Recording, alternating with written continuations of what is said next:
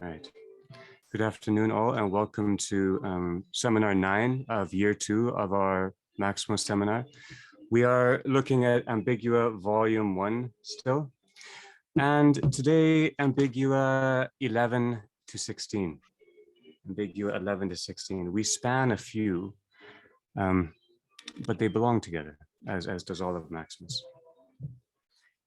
Pardon me for 1 second.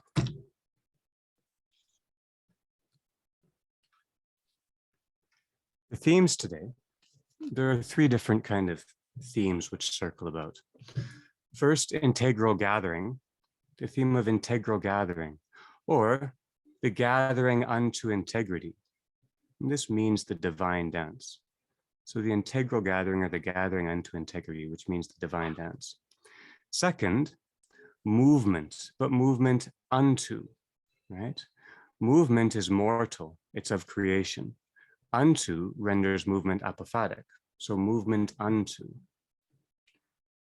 And then third, and this is really the shaping theme of the whole thing, as we know, what is worthy or what is appropriate? What is worthy or what is appropriate? In other words, these ambigua address the whole question of what belongs in relation and how does it belong together beautifully.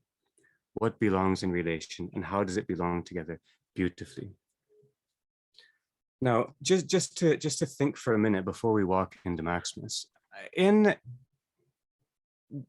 our conversations here, and when we're reading Maximus, it strikes me that we can glean some things from this. First of all, we are able to speak with him on three different levels immediately. An intimate level, us, just the small group here. On the level of tradition, we are addressing the tradition within which Maximus and we stand. And also the broader company, because the gift of Christ, the gift of life is not confined. So we need to speak on these three levels. And Maximus himself speaks on these three levels. We hear him echo out. And when we read him, at least I think that we will all share this.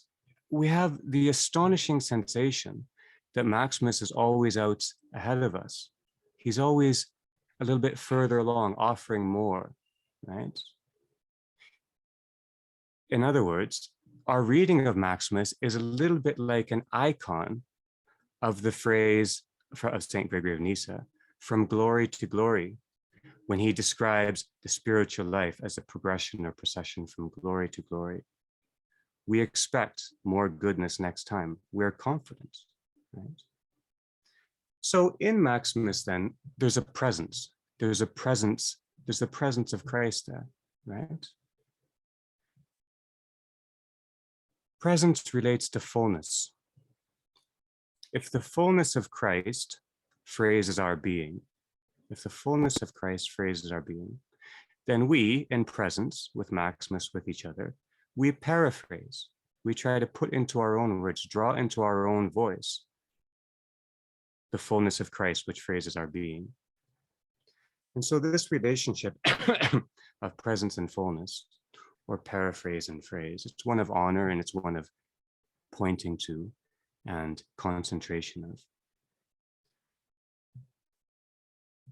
It also means that reading this great saint and his ideas, the ideas of the tradition which he conveys to us, they're not his ideas. He's conveying ideas of the tradition to us, is of an unending feast. It's a heavenly image. This is the image we have of the heavenly kingdom, an unending feast, right? Reading Maximus, or reading where he takes us. And this also can become a kind of phrasing of what faith means. Phrasing of what faith means, our experience with Maximus as an icon of the higher teaching which is beyond us. Faith is trustful and open joy and shared beauty. Trustful and open joy in shared beauty. That's what we see depicted here, and that's what we enjoy here. We become attuned to what is beautiful. faith is an attunement, an attunement. Okay, so that's the experience reading Maximus. But then Maximus's work itself and our work in response, I want to offer three kind of metaphors for thought or thinking that point to what I think is the care and attentiveness which Maximus exemplifies and which we might do well to emulate. And the first is to think of thinking as sculpting. Thinking as sculpting. In other words, as with a sculpture, each curve of the statue, each curve of the object is very deliberately planned and significant. And there's no one turn of stone or wood which is more important than the other, right? So each turn of phrase in a person's thinking matters. We don't just look at the face of a statue and go, there's the work. It's the whole thing. So thinking as sculpting is extraordinary care in each lineament, each gesture, each movement, each turn. That's the first thing. Then thinking is also akin to lumberjack, work as a lumberjack, working as a lumberjack, where if we want to use or interpret or read a word, right, say from Maximus, the lumberjack has to select the tree or the word, examine the soil in which it sits, the roots that it's put down there and how they intertwine with other living things nearby. When the tree is breached, one has to comprehend the energy that is not only contained but released, and the method, the way in which it is released from the word. And then one needs to note and observe the fall line and the line of abstraction from the forest, and then the integration of that piece of wood, that building block into one's own edifice, one's own building, one's own dwelling place. Right? So this is the care with which we approach words like good or God or divine or apophatic. We're careful.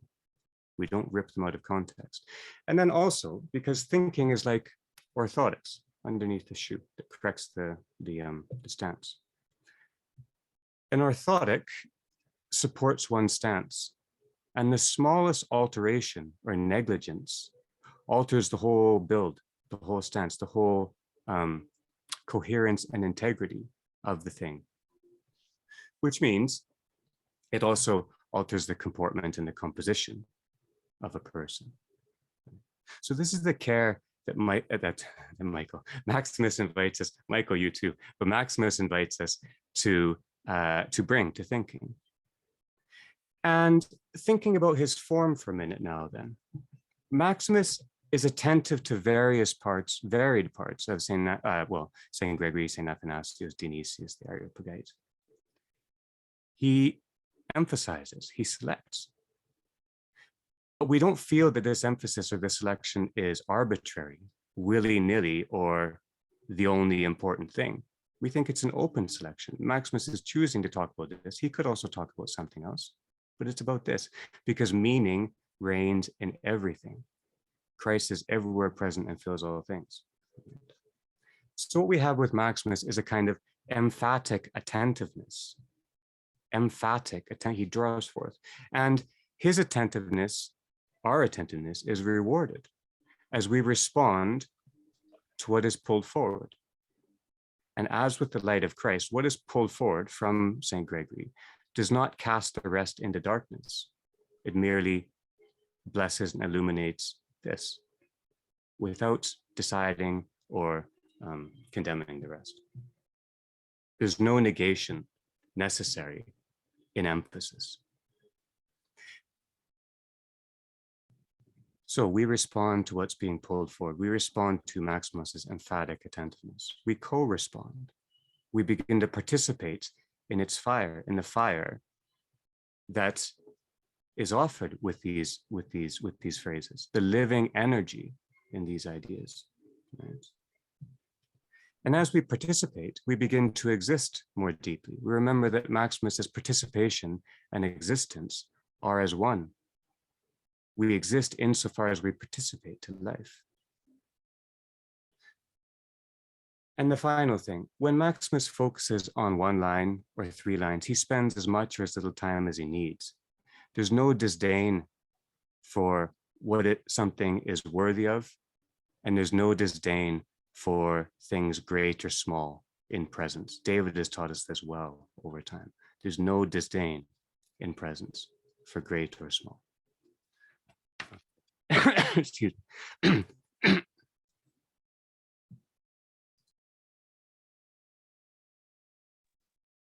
Pardon me. Let's turn over to Ambiguum 11 now. With Ambiguum 11 and Ambiguum 12, I'm going to refer to them. They're very short. They seem light, but I think what we glean from them is deep. Is deep. So I'm just going to walk us through some things. First of all, Ambiguum 11 is about St. Gregory's phrase, "The rest are but little things and have been granted as a dispensation for the sake of little men."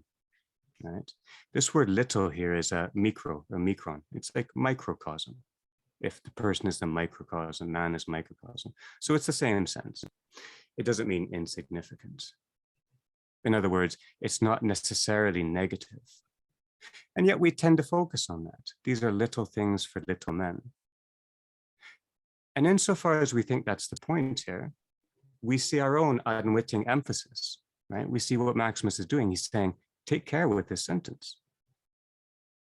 He's also saying little things belong to, right? The shape of something is not its quality. That's the first thing.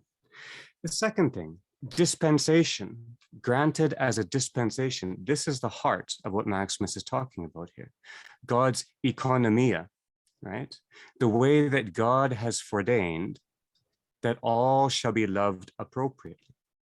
All that should be loved appropriately. The little things for the sake of little men. And this for the sake of means that God's design takes us into account. Right? This littleness of which he's speaking here, if there's any qualification to it at all, we do not outstrip that. It's a lesson in humility. Also, in the very first line, we say, I take it from St. Gregory in view of God's response to Job. God responds to Job. God responds. The divine responds to human and personal communication. As we've said, our life is a life of co-response, of synergy. But then also partway down the page, Maximus talks about those who are weaker and who conclude from such events. So weakness can make us conclude. When we respond, we are not concluding, nor are we completing, we are sharing. Our emphasis of phrasing, how we emphasize our phrase, and our emphasis of listening, whether we hear little as stronger, or for the sake of, or things, or rest, right? So our emphases of phrasing and listening lead to our sense of completion. And completion is always ongoing, unfinished. But when we forget that and we think that completion means to conclude, and conclusion becomes how we understand our natural process of completion, then our being is halted into a form of identity. We conclude, we stop the relationship, and we settle. So that's in Ambiguum 11. In Ambiguum 12, this is from an oration in which St. Gregory speaks of St. Athanasius and also speaks of Christ. He speaks of both of them. Now, partway down the page, Maximus talks about, faced with these interpretations, we are of necessity left with only one of two alternatives. Now, the line isn't important to read, but the idea is, interpretations arise from our emphases and lead to our conclusions. Right? The process from emphasis to completion is through interpretation. When we have a narrowed emphasis, when we don't gather enough, when we have a narrowed interpretation, when we don't see the feast for what it is, And when we have a narrow conclusion, we think it's our job to draw a line under and say, here we are. Then life becomes identified with inertia, which is death. That's the first thing. The second thing, this language of the reason that judges Christ, the divine reason, strikes us, this language. So divine reason, we know reason means logos, and we know that our relation to our God is from logos to logos, small logos, right? Not business person to head accountant. So when he talks about reason that judges, he means the logos that discerns, the logos that discerns to what degree we are in synergy and to what degree we are corresponding, both of which mean our healing. Our synergy and our corresponding mean our healing. This is what the logos brings to light. And so Maximus here is talking about the internal movement of the soul. Maximus is speaking of the internal movement of our soul, not misdeeds and justified punishment, right? And Christ was angry, so he had to hit harder. Nothing like that. No, it's the logos that discerns nearness, that discerns our drawing near. And as we draw near, or as we are visited by something holy,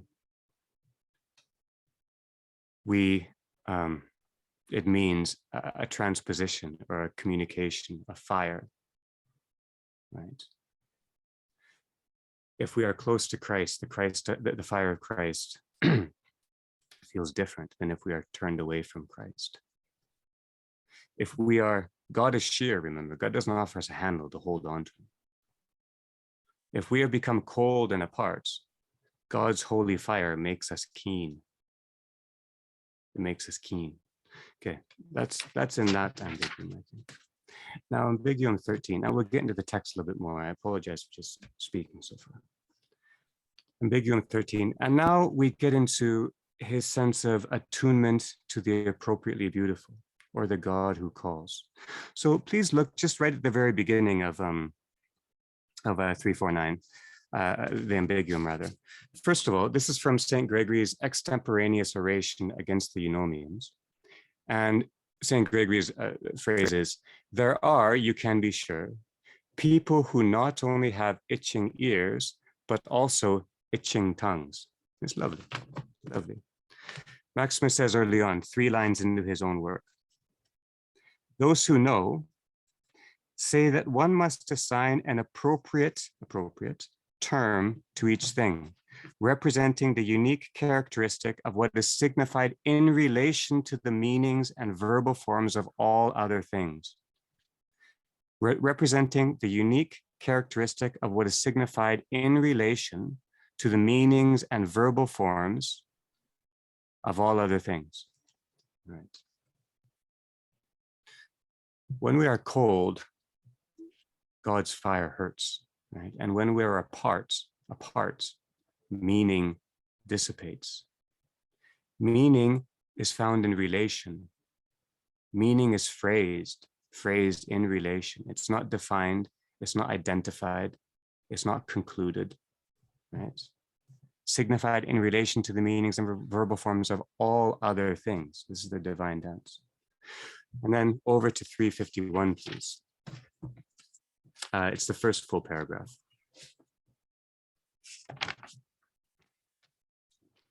Beginning yet. And I'm going to read a good portion of this page. Okay. Yet, it is precisely for the soul's benefit that we exalt in song and commit to writing every devout word and undertake the salvific labor of asceticism. The former to arm us against ignorance, and the latter against indulgence in pleasure. By cutting away the imperfections of the soul, the former aims to bring those who have the truth into greater intimacy with God through knowledge. And for this reason, they take great delight in learning. So that when a devout word has directed their intellect beyond visible and intelligible things, it might captivate the intellect by the ineffable eros of divine beauty and transfix it with longing. Transfix it with longing. so that it will no longer be able to be carried anywhere else, or rather will no longer consent to be so carried, even though it is able to be. Remember, life is a carrying and a being carried along. Being carried along is one of our dangers. By what are we carried along? Okay. The aim of ascetic labor, on the other hand, is to extract the nails of desire which fasten us to sensual pleasure. For it was through these that the soul, in the wake of that ancient disobedience, lost its longing and inclination for God and became infixed within matter and incorruptible things. And thus to wrest free those caught in the grip of vice, so that they might be genuine disciples of virtue, with souls unshakable in the face of whatever might hinder them in their devotion to the beautiful, Okay. So here we see just being in relation doesn't ensure meaning, right? It doesn't ensure meaning. The form of relation, the tone of relation, and the untoness, the being untoness of relation, the for the sake of, matters within the phrase, right? We also see here that both noetic and ascetic struggle are needed. And both are involved in healing or fulfilling our relationships, right? They are each conceived in terms of relationship. One in terms of heavenly eros, and the second in terms of creaturely eros, a proper relation to creation and a proper relation to the divine.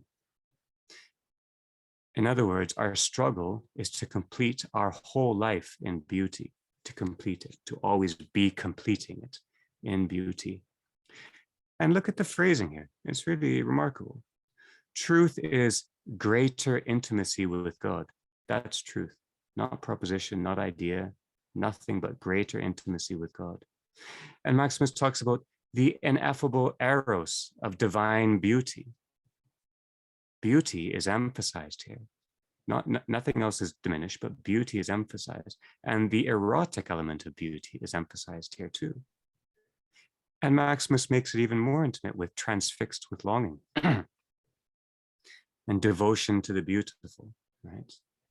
This language is of attunement to the appropriately beautiful, to what is truly beautiful, God who calls, right? To kalon. And so our struggle or our efforts, right, our synergy is attunement to the appropriately beautiful, right? And to the integral gathering of God within creation. God who calls unto us and unto all of creation, calls unto it and us. Now, I just want to say a couple of more things about this ambiguum. First, on 353, Maximus has a gloss on criticism, and on 355, he has a gloss on lying, and they're nicely done. The gloss on criticism comes at the last of the only full paragraph on 353. And the essence of it, Maximus says, is to seize upon a particular word or even syllable, not in order to relish it or integrate it or admire it or find its worthiness or relate to it, but to revile it. So criticism, this is why it's linked with nihilism.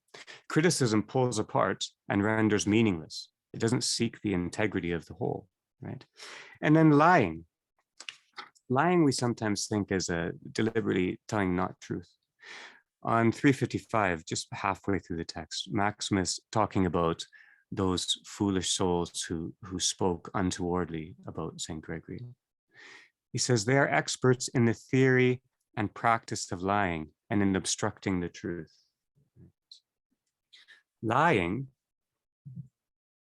well, there's a reason Father Zosima tells the Karamazovs, don't lie to yourself. There's a reason why the Antichrist is understood as the father of lies.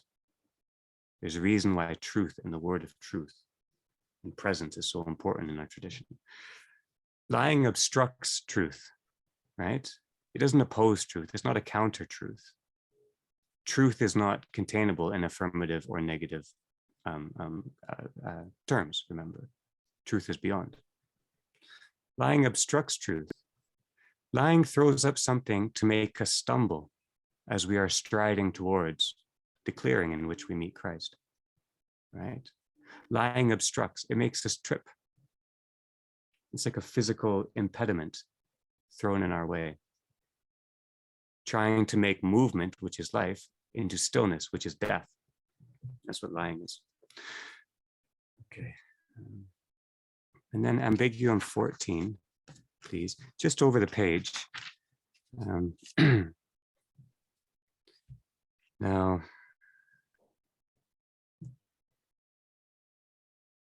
this is about appropriate form, and it's about movement, and it's about geometry, it's about simple form. Let's look at appropriate form first. Partway through 357, eight or 10 lines from the bottom of 357, please. And then we'll read just over to onto 359. Boom,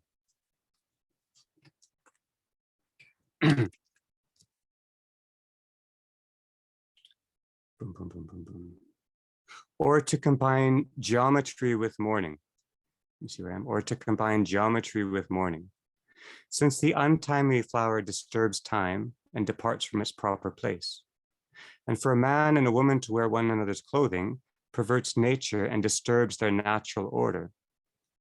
The third example, combining geometry with mourning, is of two things that can never be brought together, by which I mean joy and mourning. And any attempt to force them into one will only confuse them and bring both to an end. The only time we actually observe joy and mourning or bright sadness is in the figure of Christ, who bypasses all categories and all thinking at Pascha. Two things that can never be brought together, by which I mean joy and mourning, and any attempt to force them into one will only confuse and bring an end to both. Then how much more awkward and ill-fitting will a word about God be when it is casually uttered by some chance individual at a time and place where it is inappropriate, and when the word itself is not in any way worthy of God, with respect to whom speakers of any intelligence will take into account the right moment. This language is complicated. Will take into account the right moment. They'll take into account the right moment to the degree that God incomparably transcends the thing he has created and brought into being in an orderly manner. The correct apprehension of the transcendence, the immanent transcendence of the divine, leads us to presence. That's the first thing to note.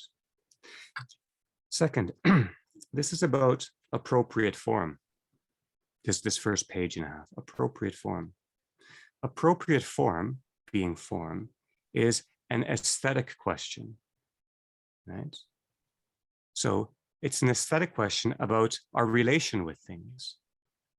The question of relation is a question of meaning. But it's also an aesthetic question about our relationship with God. And our relationship with God is communion, and it's a noetic relationship. Appropriate form. All of the terms and phrasing on this first page and a half, all of them are movement and form, not definition or conclusion, right? Just to have one's eyes skip down over the first page.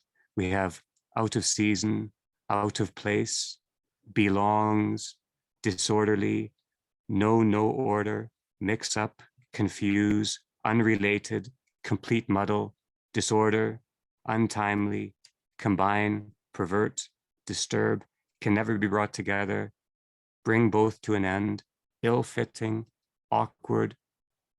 This is what our discernment needs, not definitions.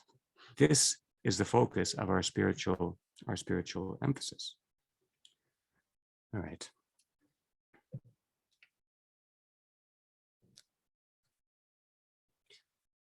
It is appropriate to the person to live as loving response. We have talked about human being as loving response to divine.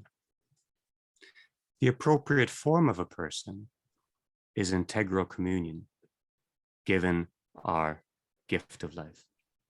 So there's what is appropriate and there's appropriate form. An appropriate form is that to which we strive. This ambiguum too is all about how we draw together the elements of our perception. So it's thinking in terms of elements of perception and elements of conception, our ideas and what we see, and how they compose a whole together. How our emphases are, how we respond, how our perception responds and begins to complete what we see. And then just to meditate on this idea of geometry for a minute, because it brings something very nicely together for us. Geometry. Maximus says geometry, St. Gregory says, geometry is out of place during mourning. He reflects in the ambiguum how syllogisms do not ease mourning, nor make something beautiful, right?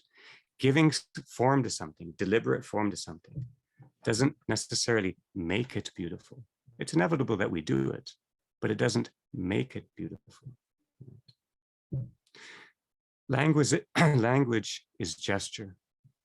The gesture of geometry, or what we find in geometry, the notion of geometry, is our essential movement, our measurement of the earth, measurement of what we can see. That's what geometry means, measurement of the earth.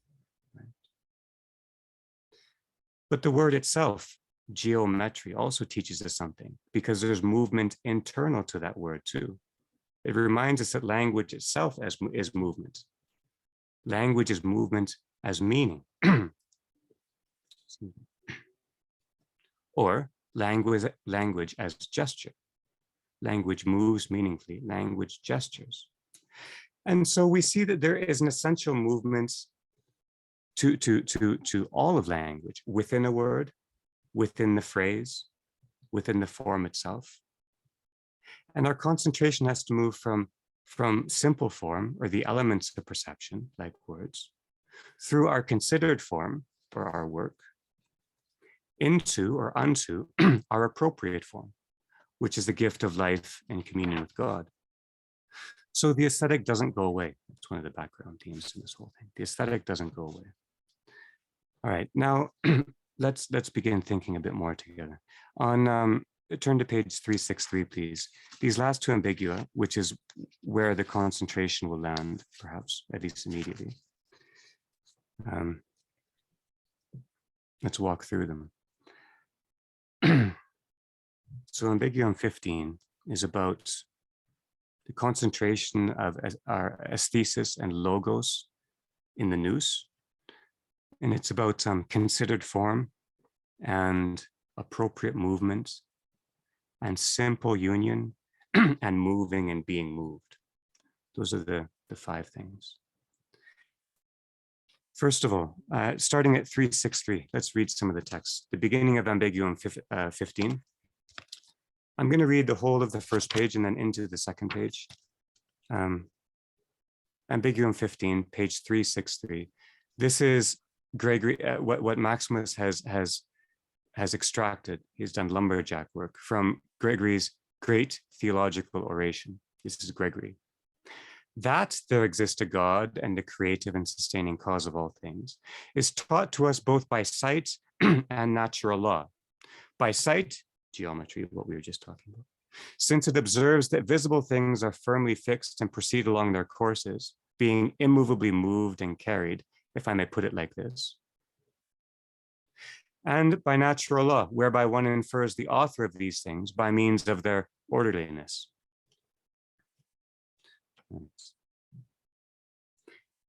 Here's Maximus. Anyone who, with his senses informed by reason, with his aesthesis informed by logos, has considered the magnitude of visible things, the perceptible, in terms of their beauty and nature, allowing no room for sensation, aesthesis, to operate independently of the reins of reason, logos, nor allowing reason, or logos, to range beyond the simplicity of the nous, of the intellect. We rarely see the word simplicity applied to anything but God. But who, through the mediating power of reason, conducts the forms and figures, considered form, by the senses toward their manifold inner principles, and concentrates the manifold diversity of the principles that are in beings and discovered through the power of the logos, into a uniform, simple, and undifferentiated intuition. Remember, the intellect intuits. That's the movement of the intellect. And it also is simple. So the character and the movement of the intellect is simple. That's its divine connection. Into a uniform, simple, and undifferentiated intuition, in which that knowledge, which is called indivisible, non-quantitative, and unitary, consists. Such a person, I say, through the medium of visible things and their good order, has acquired a true impression, as much as is humanly possible, a true impression form of their creator, sustainer, and originator, and has come to know God through aesthetics, aesthesis, come to know God, not in his essence and subsistence, for this is impossible and beyond our grasp. God is sheer. But only with respect to the simple fact that he exists. We looked at this phrase, that he exists, at length a couple of times ago. It's an extraordinarily important thing. So what do we read here first? Existence is concentration. We are in the process of becoming more deeply that which we are, right? Who through the mediating power of reason conducts the forms and figures perceived by the senses towards the manifold inner principle and concentrates, etc., etc. So our existence is concentration, to be more deeply who we are. Then he talks about the simplicity of the nous, or the intellect. This simplicity and the simplicity of its work. The nous, because the sensation and reason are brought together in the intellect, or aesthetic, aesthesis, and logos is brought together in the nous. That means that the nous, the simplicity of the nous, informs all of our aesthetic forms. The nous, the simplicity of the nous, informs all of our aesthetic forms. That's how the divine enters our making. And so we have a presence in relation, i.e. formed presence, which is unto a fullness. Our logos is unto our logos. Our personal logos is unto our logos. It's a being unto. Okay. And then I just want to note 3 passages quickly about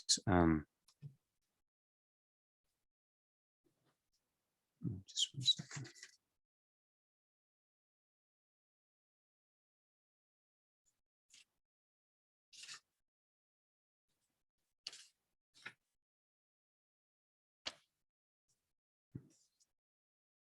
Okay, 365, about considered form. So this is on 365. And it's the first main paragraph. So it begins, and these things come about. So this is how we move from simple form to appropriate form via considered form. Considered means aesthetic, and aesthetic belongs to mortal life. It's what Christ takes us through and beyond. 365. And these things come about, near the top, and these things come about after a person has made the complete sensory transition through what is configured as local position and form, impression and imagination. And when, at the risk of stating the obvious, he finds himself completely beyond the level on which the intelligible principles of being are differentiated, beyond geometry, interposing himself as the kind of boundary between God and all that comes after God. For whereas God remains wholly transcendent, untouched by anything, outstripping even our highest intuitions. We don't grasp the divine even with our simple nous. We don't grasp God ever. Even with our highest intuitions, created things have been left behind, having been transcended by the abundance of knowledge that marks the intellect, and appearing far below any conceptual understanding, because what at any rate exists above them has been truly and surely understood. Right. First, we consider the forms in which we live. We distinguish only in order to draw nearer to God, not in order to clarify God, to screen God, only in order. And as we draw closer, our discernment matters less and less until we find ourselves beyond the distinctions necessary for our navigation of this world. That's the first. And then 367, natural law. He talks about natural law here, and it's good because we've puzzled over this word law quite a bit, or we've talked about it anyways. And here Maximos phrases natural law in a way which I think is very helpful. And it's again about considered form. Near the top of 367, 4 lines down. By natural law, St. Gregory means the natural activity, which, or energy of our thesis, which operating through sensation, aesthesis, unfolds in conformity with nous and logos, intellect and reason, and drives the ascent from lower things to higher things, higher ones, along the way, engaging in close, careful investigation. That close, careful investigation is what I mean by consideration, right? Considered form. Natural law. Natural law means our aesthetic energy, our natural energy, conjoined with our nous and our logos, involved in, as it were, raising our game, to use a sports term, drawing us up to a higher level of engagement with the divine. That's what natural law does. It prepares us for divine encounter. Okay, and then 367, just near the bottom then, the bottom of that paragraph actually, about 6 lines up from the bottom of that paragraph.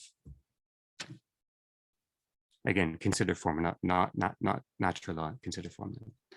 And simply to sum it all up, all beings are absolutely stable and motionless without movement, according to the principle by which they were given substance, according to their divine principle, and by which they exist. And by virtue of the principle of what is contemplated around them, but by virtue of the principle by what is contemplated around them, they are all in motion and unstable. And it is on this level that God's dispensation, God's economia of the universe wisely unfolds and is played out into the end. All right. So our movements, our considered form, our joy and beauty that we make is our gift. It's our mortal gift. It's our gift of God in this life that draws us to Him. But we do not consider God when we consider our life. We are trying to ready ourselves, attune ourselves for the encounter. Right.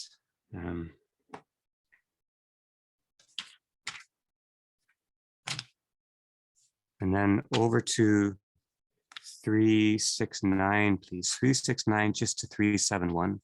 This is a passage that's important to read out, primarily because Maximus is very clear about why he is resisting Origen's ontological schema here. Occasionally, Maximus stands up and makes his one of his points very clear for us.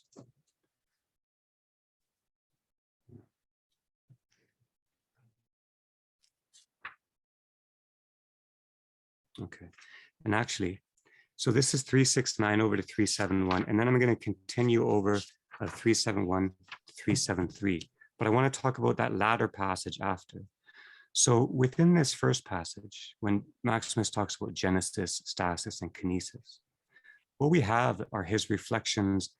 They're aphoristic. They're gathered from the horizon, from within the horizon with which we've been playing. We've been delighting with him. Now he's gathering. He's saying, this is what we've been enjoying. This is what it means to gather. And also we note that Genesis, stasis, kinesis, in Maximos's vision, it is all about relation, all about energy, all about telos, all about the ongoing act of completing, right? Where complete means to be of an integral fullness. So we are always acting in such a way that we want to belong to an integral fullness, to the integral fullness, which is our gift to begin with, and yet which we are restoring within ourselves. We are not. Christ is restoring within us. Okay.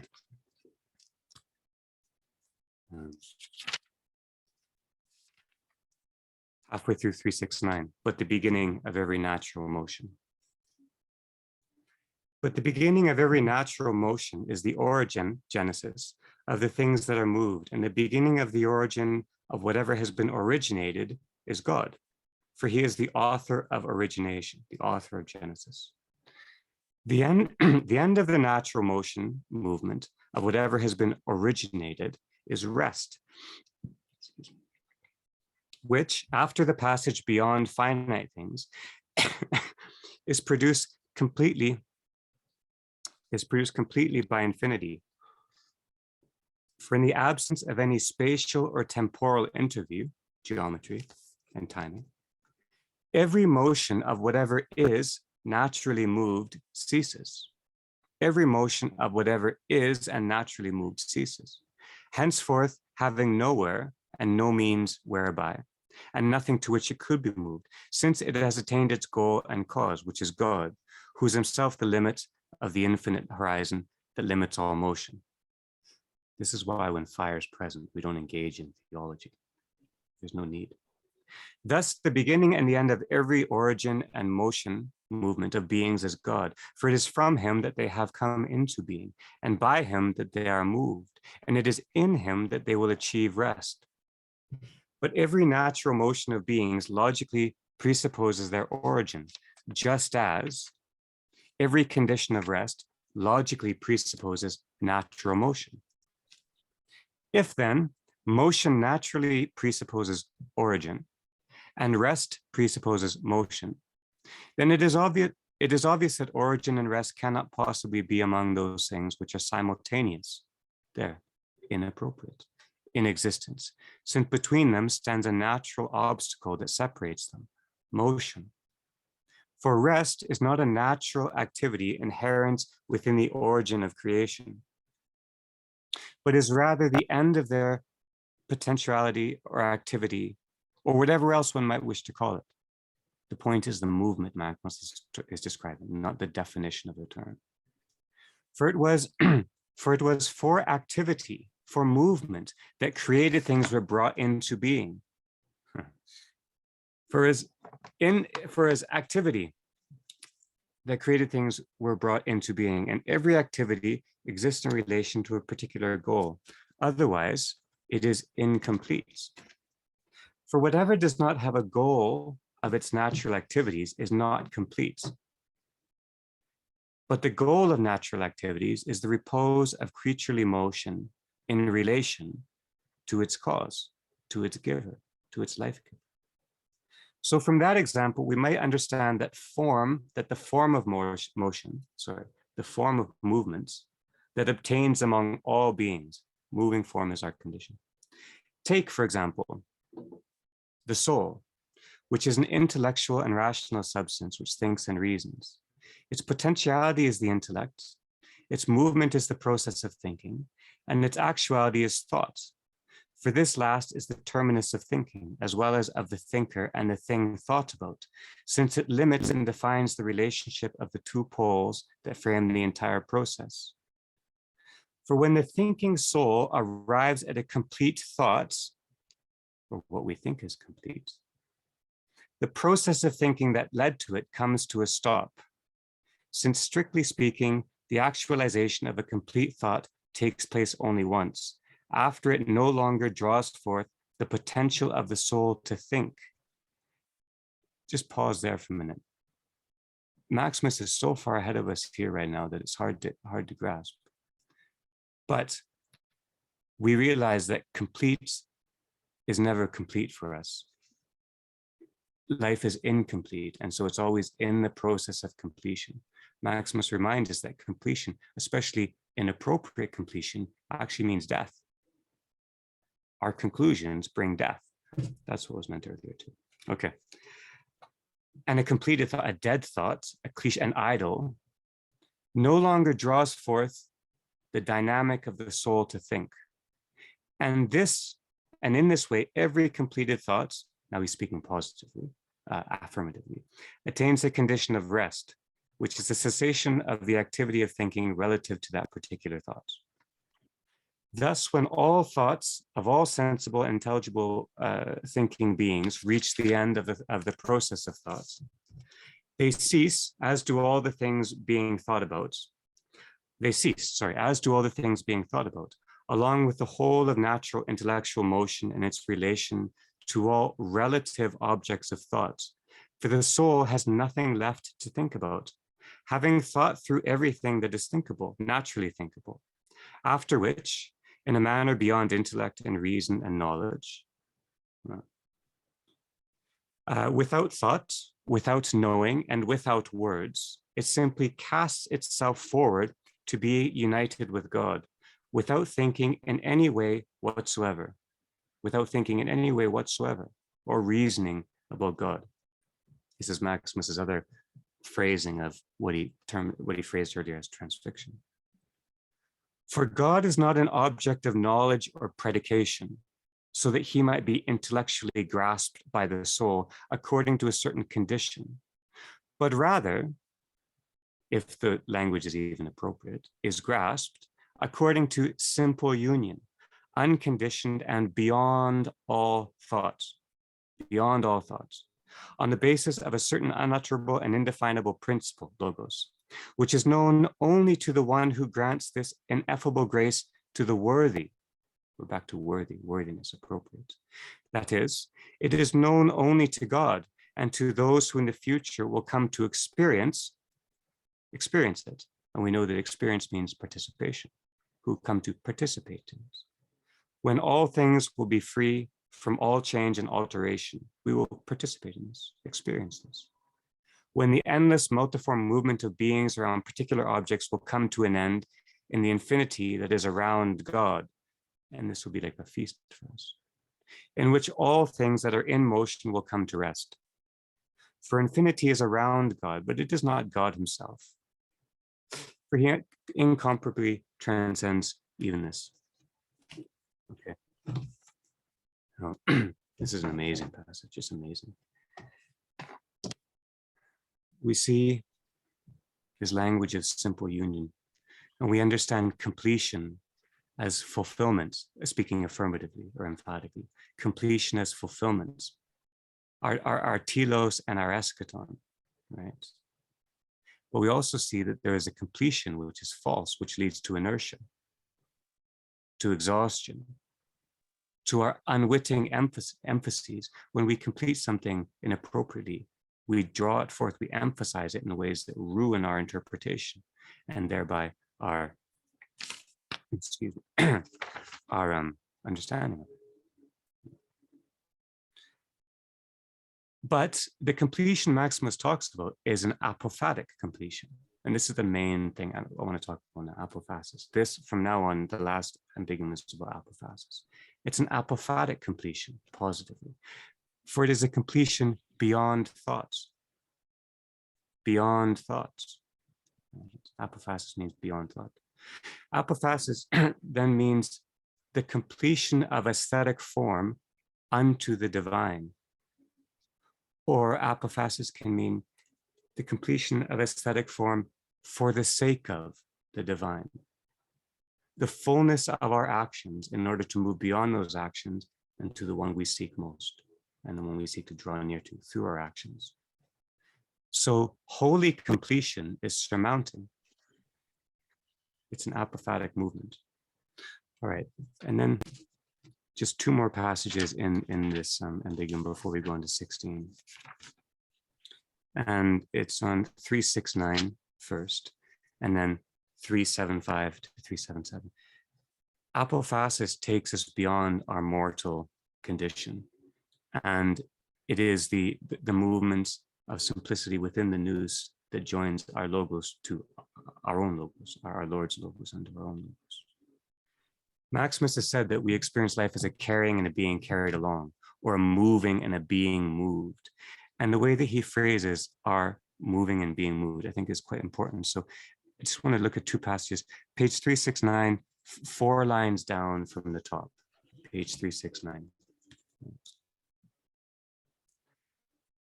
I do not, he doesn't speak this way often, I do not know which one of the two is safest for someone who dares speak about the universe to say that it is active by nature or being acted upon.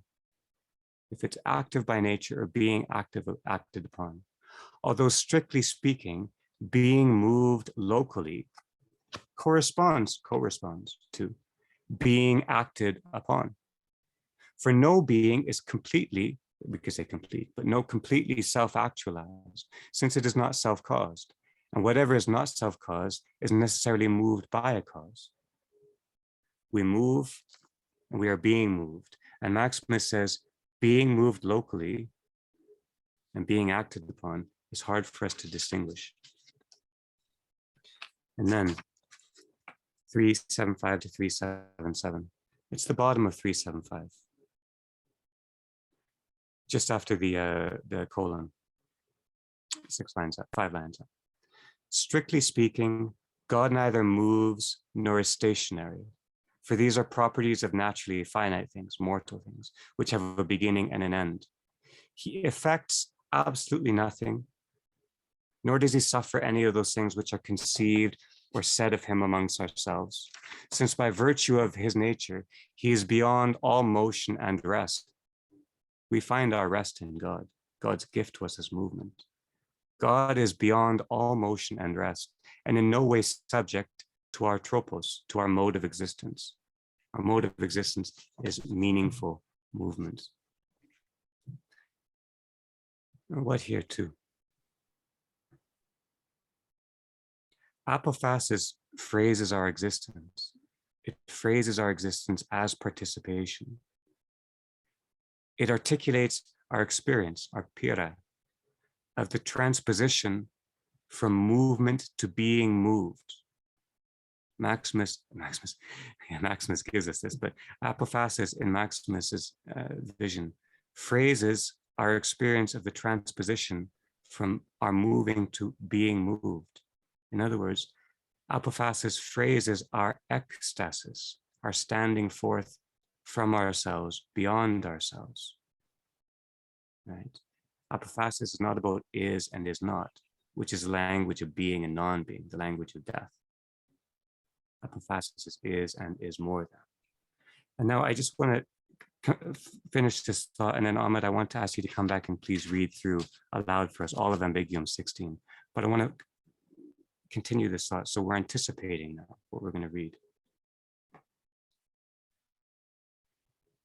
Speaking of apophasis and composition, we've said many times in this seminar that apophasis, through Maximus, we understand apophasis to be about what something is and is more and more than is more. Apophasis deals with abundance.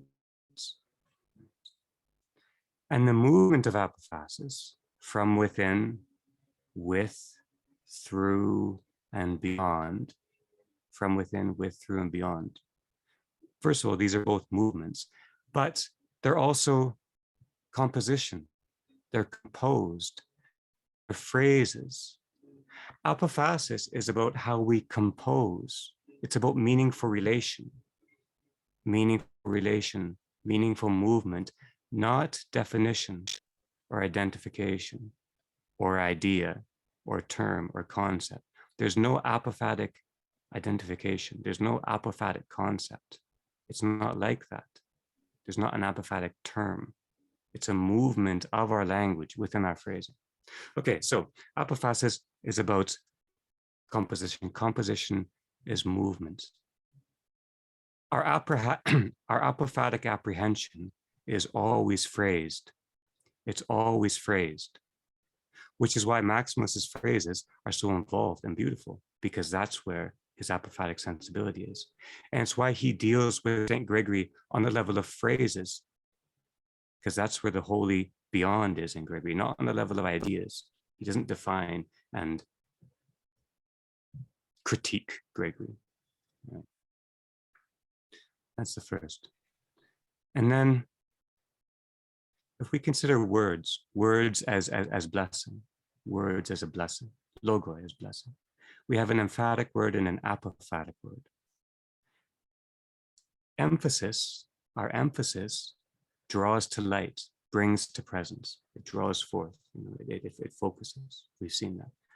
Apophasis is not negation. Apophasis, it gestures towards the unending festal character of something, the unending festal character of something, right? And invites us to communion beyond ourselves, invites us to communion beyond ourselves, standing forth from our own unto the divine. And we see very clearly that the meaning is in the movement. Meaning is in movement. That's all, of words, of phrases, of syntax, of how things are arranged together, of our composition, how things face each other. And so our struggle is of discernment.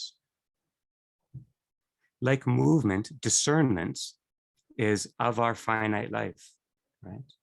We distinguish here, our aesthetic movement distinguishing, we distinguish here in order to surpass death, to move unto life eternal. This is what judgment is meant by judgment when we talk about it. Right? We're discerning, and one discerns hierarchy. So hierarchy becomes a pressing question for us. The various tonalities, the various paths and phrases, which to an involved degree demonstrate how near or how drawn unto or how much in accord with life something is. We need to discern hierarchy within our vision. But the hierarchy within our vision is given to us by the divine economia of God, right? The divine economy, we're coming back to the beginning, divine economia, the divine dance of being, right? God's divine economia means God's creation is appropriate. God's creation is appropriate. Is its own, it is God's own. And God's economia is an integral gathering. It's a gathering unto communion with our life meaning, with our Christ, with Zoe, an integral gathering. And in this gathering, in the divine economia, we are moving unto and we are being moved unto. And that's our synergy, right? Within God's economy, we are co-responsive. We've used this language too. We are as synergy. We are as synergy. We are insofar as we participate in God. Our existence is participation. We are synergy with God in our tropos. And so our movement unto God is joined with God's own drawing us unto, is our being moved unto God, or the double sense of the word drawing near. We are drawing near to God. We are being drawn near to God. Now, this movement, just one final note, the movement of thinking and belonging, because thinking is movement too. At the very beginning of our seminar, I think, we began thinking about thesis and theme and thinking and placement. And we said, a theme is like something set down to be harvested. And a thesis, an idea thesis, is something we place in order to discern belonging. And thinking is the movement through the thesis to discern belonging within the horizon offered by the theme, right? That's what thinking is. And it's amazing. I mean, we invented that a while ago, drawn from Maximus. It's amazing to what degree Maximus shows how rich that simple image we had actually is. Showing how our effort is to see how things belong in blessed relation and belong together beautifully or in the beautiful, in the beautiful. And so our life is a question of appropriate form. That's one of the most important questions we have. When we forget and we think that anything abstract is the way forward, then we have become cold and apart. But let's listen to Maximos say this, because he says this better than I do. Ahmed, do you mind, pardon me, partway down through 377, I'm going to rest my voice for a little bit. Please read the whole of Ambiguum 16. It's a page and a half. And then Michael and David, let's join in. When you're ready, Mike.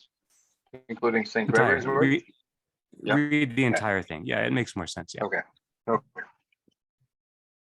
From St. Gregory's same theological oration. But if we say that God is incorporeal, this term neither represents nor contains the divine essence. The same is true of unbegotten, beginningless, immutable, and incorruptible, indeed of whatever is said concerning God, or of the things around God. I just repeat that one more time. You cut out for 1 second. Repeat the Gregory again, just for one more time. You cut out for 1 second. Okay. But if we say that God is incorporeal, this term neither represents nor contains the divine essence. The same is true of unbegotten, beginningless, immutable, and incorruptible, indeed of whatever is said concerning God or of the things around God. And now it's Maximus speaking. I think that the teacher addressed these words to those who, believing that the condition of being unbegotten is the essence of the Father, perversely teach that the Son is dissimilar to the Father. In this way, he teaches them to understand what is proper on the basis of things that are similar, so that, being led by the truth to true religion, they might together with us readily confess that the word unbegotten signifies only that the Father is without origin, themselves realizing that, were they to persist in asserting their doctrine that the unbegotten is the essence of God, they would be completely forced to maintain that the incorporeal and the without beginning and the immortal and the immutable and the incorruptible are also by necessity the essence of God, along with whatever else we say that God is by means of alpha privative negations on account of his transcendence. And being forced to be consistent with their own principles, they would be exposed and convicted for introducing many essences of God and not one. And to speak more strictly and truly, they would be found to be suffering from the malady of Greek polytheism. And being ashamed to admit such an impiety, they would surely abandon their madness, even if they had no wish to do so. For the alpha privatives or negations that are contemplated around something are not the thing itself around which they are contemplated. Otherwise, they would assuredly be among the items signifying what this thing is, as being that very same thing, and not signifying what the thing is not. If this were the case, then negations would prove to be the definitions of the things of which they are predicated, which is absurd and impossible. For the definitions of things are not based on what does not constitute their existence, but on those items from which the things exist, items which expand and explain the summary designation of a thing, which is its name. Therefore, absolutely nothing of what is said, quote unquote, about God or the things around God, close quote, can ever be the essence of God, for not even a positive affirmation, which is uniquely appropriate to God alone, devoid of all relation, and detached from the energy around a thing, is able to manifest that thing according to what is in its essence.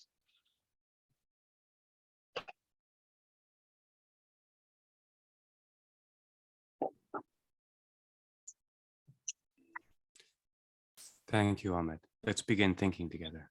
Ahmed, David, Michael, at whatever pace we wish.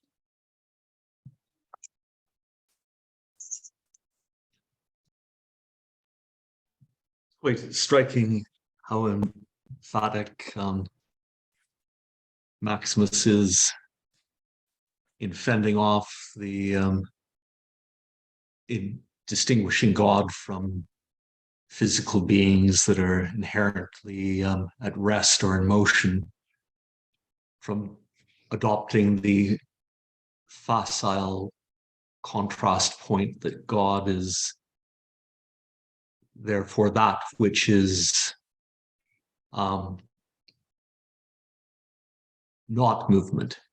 He makes a more subtle point that God is, I mean, in a couple of places, even in Ambiguum 15, for the section that Ahmed just read out, that God is neither moves nor stationary.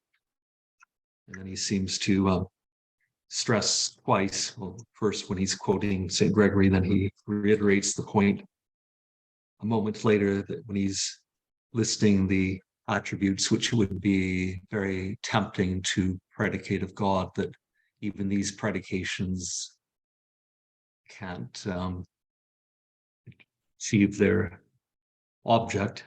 And the one that I find quite striking is that God is not immutable any more than he's any of the other attributes, because there is, of course, in the tradition both of post Heraclitus, almost every other Greek philosopher deals with the logos, does fall into what I take to be a kind of trap of an ambitious predication that the good or the unmoved mover or whatever, or being is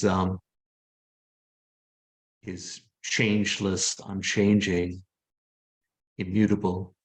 And even in different contexts, Maximus might say this, because this tradition, Greek tradition, is picked up in the patristic tradition through Plotinus and Plato, Aristotle, and through Plotinus. But here, that we're in a inescapably apophatic mode, and even this temptation is resisted. So it's quite. So it leaves us some in well, it depends on one's disposition where it leaves one. So I won't generalize for other people, but it's quite an impressive moment.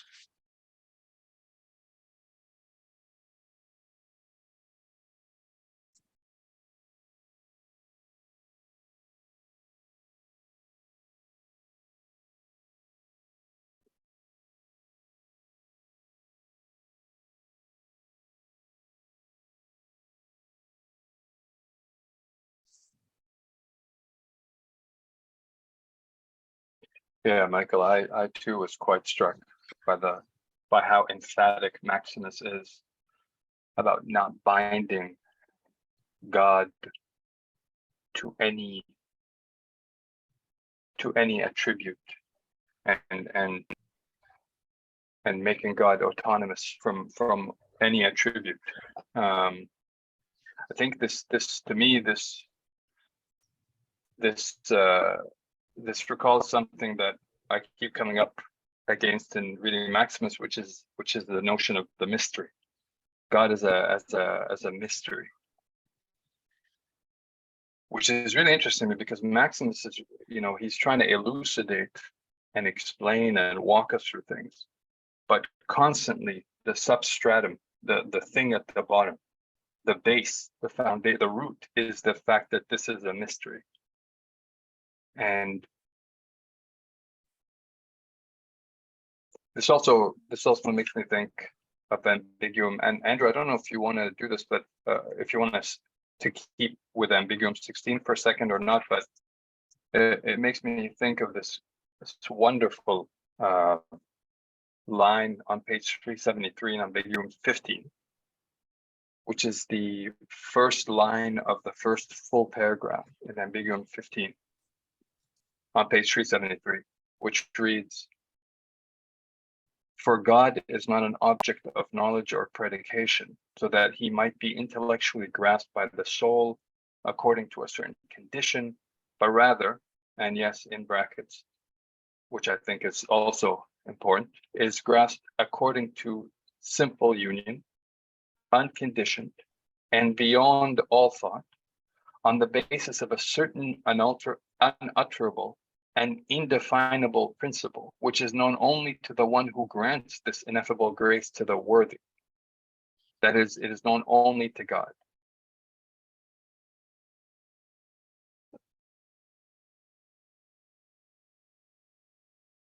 I believe this, I think this aligns with this general tendency in Maximus to always guard against God being associated with something that can be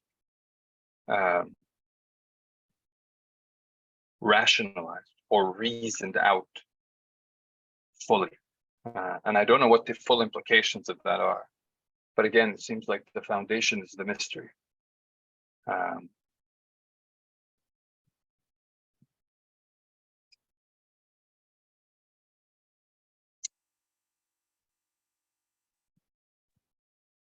He even seems, sorry, David, you were about to. Both of you. I mean, I appreciate very much what you're saying. David, your Michael. Yeah, I appreciate what you're saying, both of you, but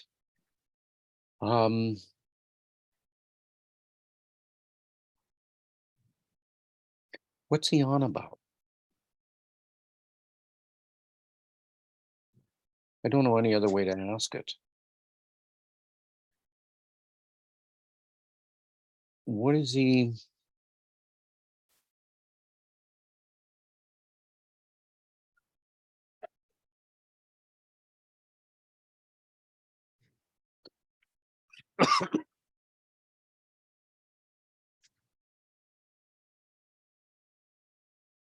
What's he trying to help us see?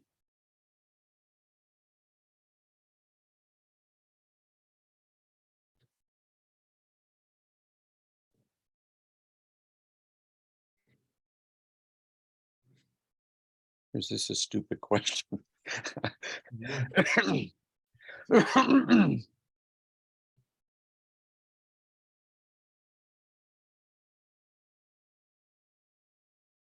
Or maybe he's just trying to help us not see something. So,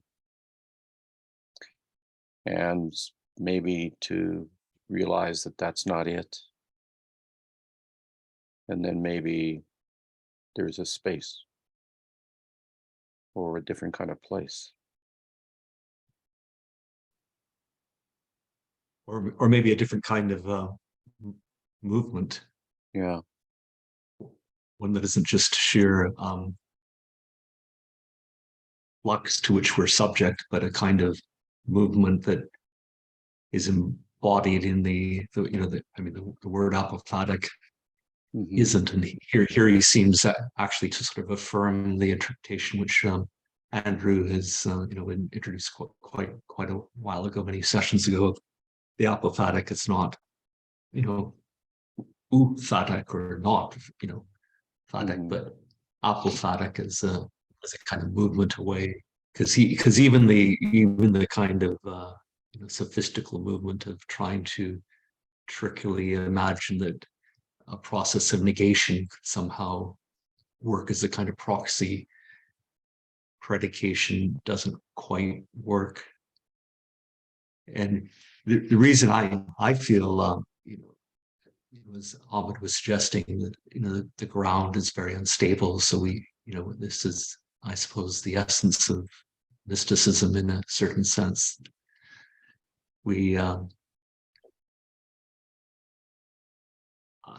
Just to put some kind of prejudices on the table, I tend to esteem Heraclitus as almost a kind of apophatic thinker, even though with Heraclitus, all we have is attributions of what he was reputedly said, but some of the more luminous ways that Heraclitus talks about even the logos as fire and as a kind of movement, and distinguishable from the flux of material reality, but also indistinguishable, and in a way leaping from Heraclitus through the whole Greek tradition and shedding some of the notions of the logos as changelessness.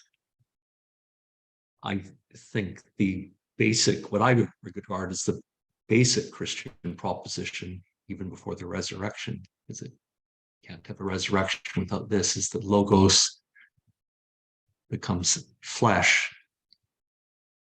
And that is the ultimate mystery, that it's So it infuses flux with something that is, we don't want to say it's just not flux. I mean, this is what I maybe kind of muscularly would read into, or would want to read into, it's like to make the exegetical argument very successfully, probably, Maximus, that the logos itself isn't, it wouldn't be appropriate to say that it's in flux in the sense that it's mutable and perishable, obviously, but it's a movement without boundaries, and yet it's just not just going out, because it pervades everything too. So it's very hard to articulate these different thoughts, but something like that might be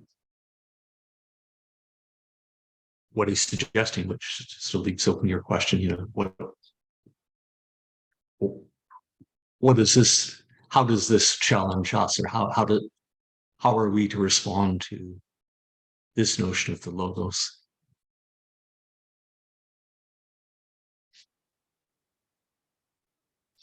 Yeah, I really appreciate your reference to the logos is made flesh.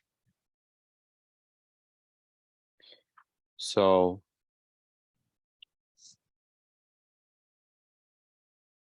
another image that occurred to me, which was, what is he trying to do? Is he trying to talk us into an empty corner? Or is he trying to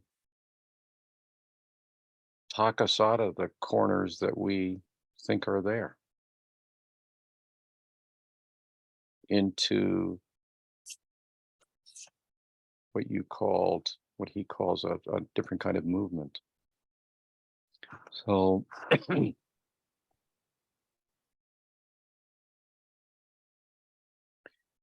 revelation of the word being made flesh, which we have just in this season been in the presence of,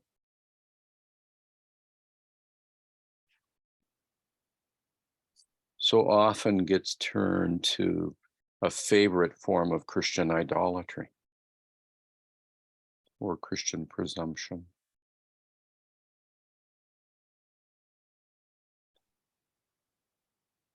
Need to be careful here. It seems to me often that we want to take harbor in the word becoming flesh in Bethlehem 2,000 years ago as a way of escaping the revelation, which is that the word becomes flesh always and only. And it's happening between you, in the midst, now.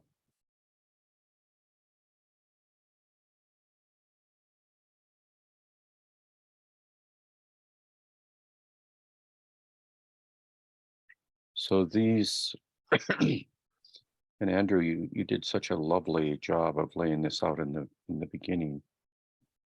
It was just superb.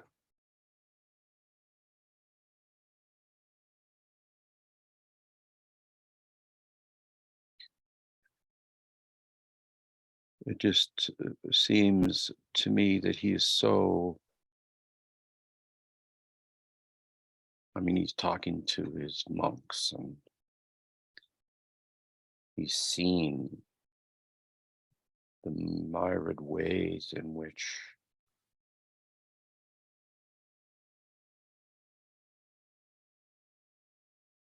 we engage in intellectual fantasies in order to avoid the revelation,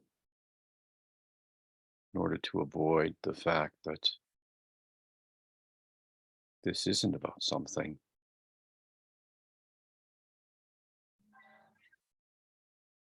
It's about an unfolding.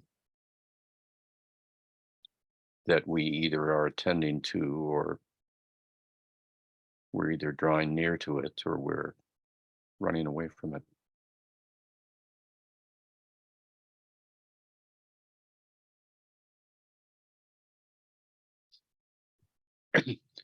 So when Ahmed, when you speak about him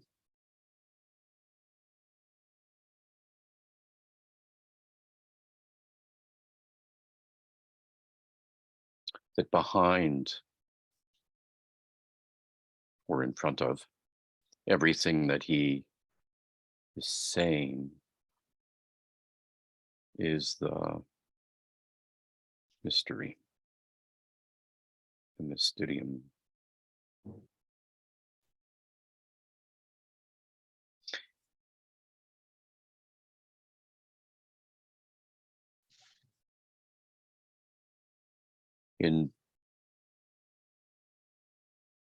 In the liturgical life of St. John Chrysostom, we speak about the mystery of holy baptism, the mystery of confession, the mystery of holy matrimony, the mystery of communion, the mystery of Christian burial. And sometimes it seems to me to be a kind of tragedy that lovely Greek word was translated, and the Latins called it a sacrament. And it came to sort of in our popular language to indicate something. Not only something, but also something that actually is done.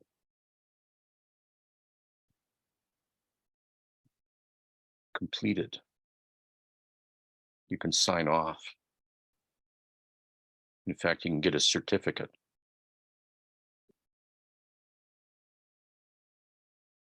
You do get a certificate. And it has legal standing, certificate of the sacrament of baptism.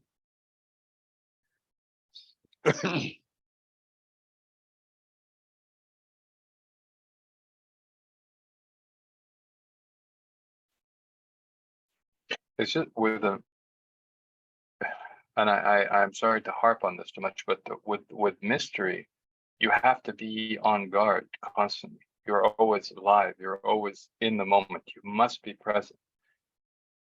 And I sense this deeply in Maximus. I would even go so far as to call his language iconic in the sense of icon, in the sense of when Andrew talks about phrasing and tonality. I would say that what he's doing here approximates what a great iconographer is doing visually.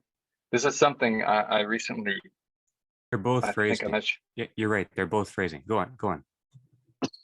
I mentioned earlier before we started recording about beginning to listen a little bit more to Ivan Illich, and he's shown me recently.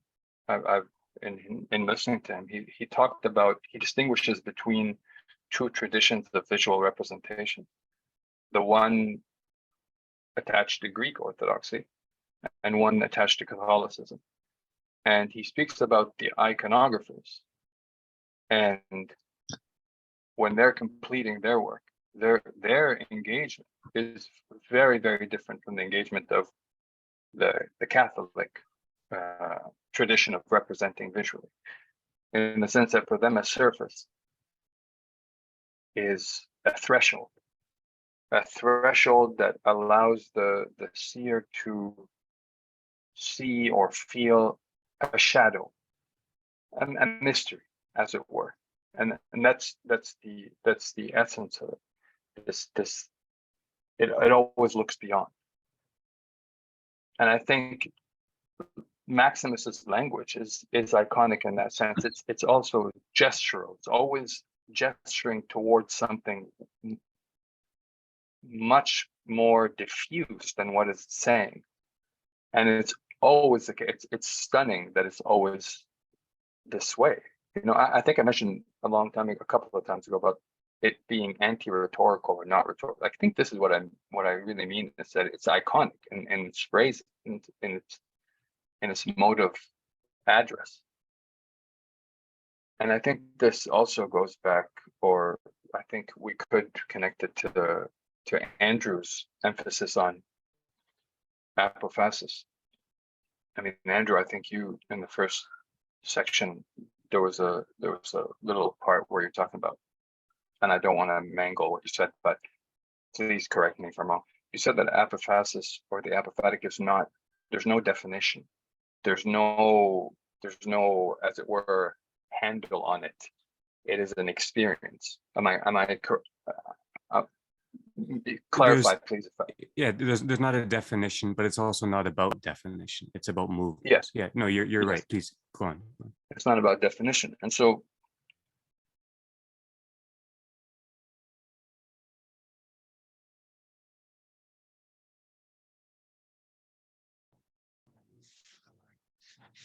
it's all of a piece. It feels to me it's all of a piece. It's almost, and I keep going back to that great line on page 373 about God not being the object of knowledge or predication or intellectual grasping. Then what is God, and how does one think, or does one think God? How does one come into the encounter? How does that encounter happen? Why are we reading Maximus? I mean, this goes back to David's question, which is, what is he on about, really? Like, what's he, And Ahmed, Sorry, you've just given us exactly what. Let me just repeat what you said. Maximus speaks an iconological language. His language is iconic, you said. Maximus tells us himself that the icon is the form of truth of our created life. Truth is both person, Christ, and clearing, aletheia, right? We are drawn into the clearing, which is Christ. We are drawn near, drawn forward. That's as close as one can say this. But in that drawing forth, I think what David said, David, you put it so beautifully. He said something like, he's not indicating us, he's not putting us in a corner, but he's indicating the corner we already are and how unnecessary it is. Pardon me, you put it much better than that. We can go back to exactly how you put it. But, and in the clearing of Christ, in that loving communion, the clearing is of communion, right? That's our healing too, and that's our movement. Time is mortal. We know that. Maximus talked last time about the translation of the principles of time and being, well, time and movement beyond finitude, right? The logos of time continues. Movement without time continues. It's understood as a being moved. So the reason I think that we fail for words is we don't have words anymore for what happens as we are drawn near. I think that's why Maximus, some kind of almost strangely, almost disdains thinking in this, or disdains articulation. I mean, he can say anything. We've seen that. He's without impediment, apparently, in his facility. But there's a point where you stop. And like you said, this is the movement. This movement you're describing, I'm just repeating what you said. That is apophatic movement, what you just described. At least that's how it sounds to me. But what do you think? How does that, am I mangling you? Please. No, not at all. Not at all. I mean, I think, again, sorry, go ahead. No, please, Ahmed. No, please. I was just going to say this just reinforces, Andrew, the way your articulation of the apophatic earlier on. So yeah, go ahead. Well, you raised the question, so what is God? Well,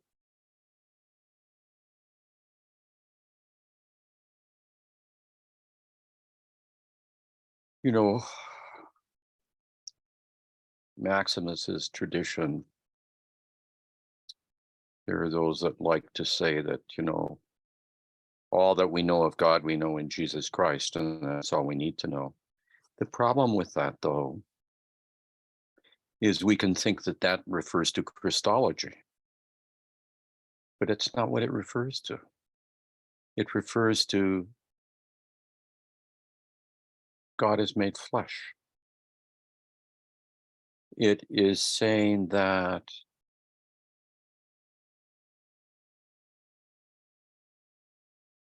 in those moments in your life, when you are present to whatever, when you are present, when you are attentive, when you are in the stance of response,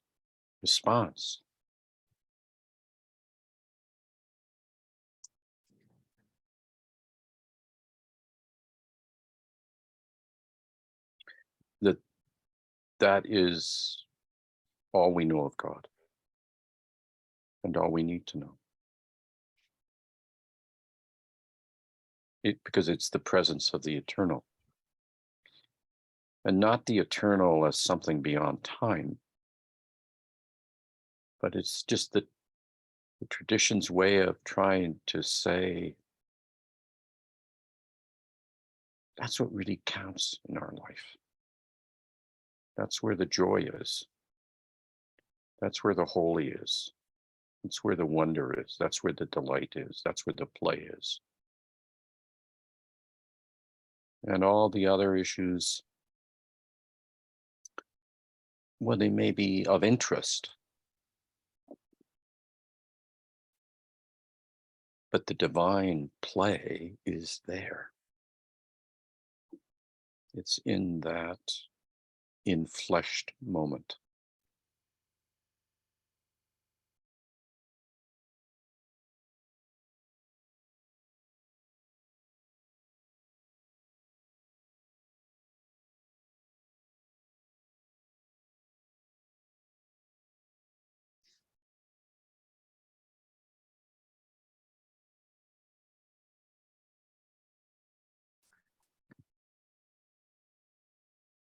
I often wonder whether that's what paradise is. It's just an eternal state of presence. And I don't even, I hesitate to use the word eternal, but just a state of being with God. Sorry, Michael, go ahead. Sorry, could you repeat an eternal, then I just missed that last part. Eternal state of presence with God. But I said I hesitate to use the word eternal because I don't think it's about time or afterlife or any of that stuff. Yeah. I think, like David said, in the moment of encounter, one is already with God in the moment of encounter, in that moment of presence. There's nothing more. It seems to me. What else is there? What can heaven be? What can paradise be beyond that moment of presence, that deep, profound presence of being with God? There can be nothing more, it seems to me. Well, this might count. It's beautiful, Ahmed, about that. We can see nothing more. We can, and you're everything you said is right. But we know there's also fullness. We don't know what that means. But everything you just said is true. But we're also given the gift of fullness somehow. Yeah, and I reckon that the idea of, by the way, what you said, it surely counts as a tacit answer to what David was saying. Oh, what is Maximus on about? Well, invoking some notion of paradise momentary or eternal, or however it's construed. In a moment or in some larger sense. I suppose, like any answer, we have to harken back to our discussion of humility, and that maybe that's also, I mean, Maximus is certainly clear that we, as you were saying just a few moments ago, that we don't have words, but that incumbent, and I mean part of that reservation is that is what it means to have words. We certainly don't have words that are going to solidify thought, but then the notion that thought should be reach a point of stasis. I don't think this is what, because at one point, I won't find the passage right now, but because this is harkening back quite a long ways to an earlier Ambiguum, when Maximus talks about simplicity, but not to rule out diversity. And I think when we're ruling out motion in the temporal, corruptible sense, where abundance would seem to be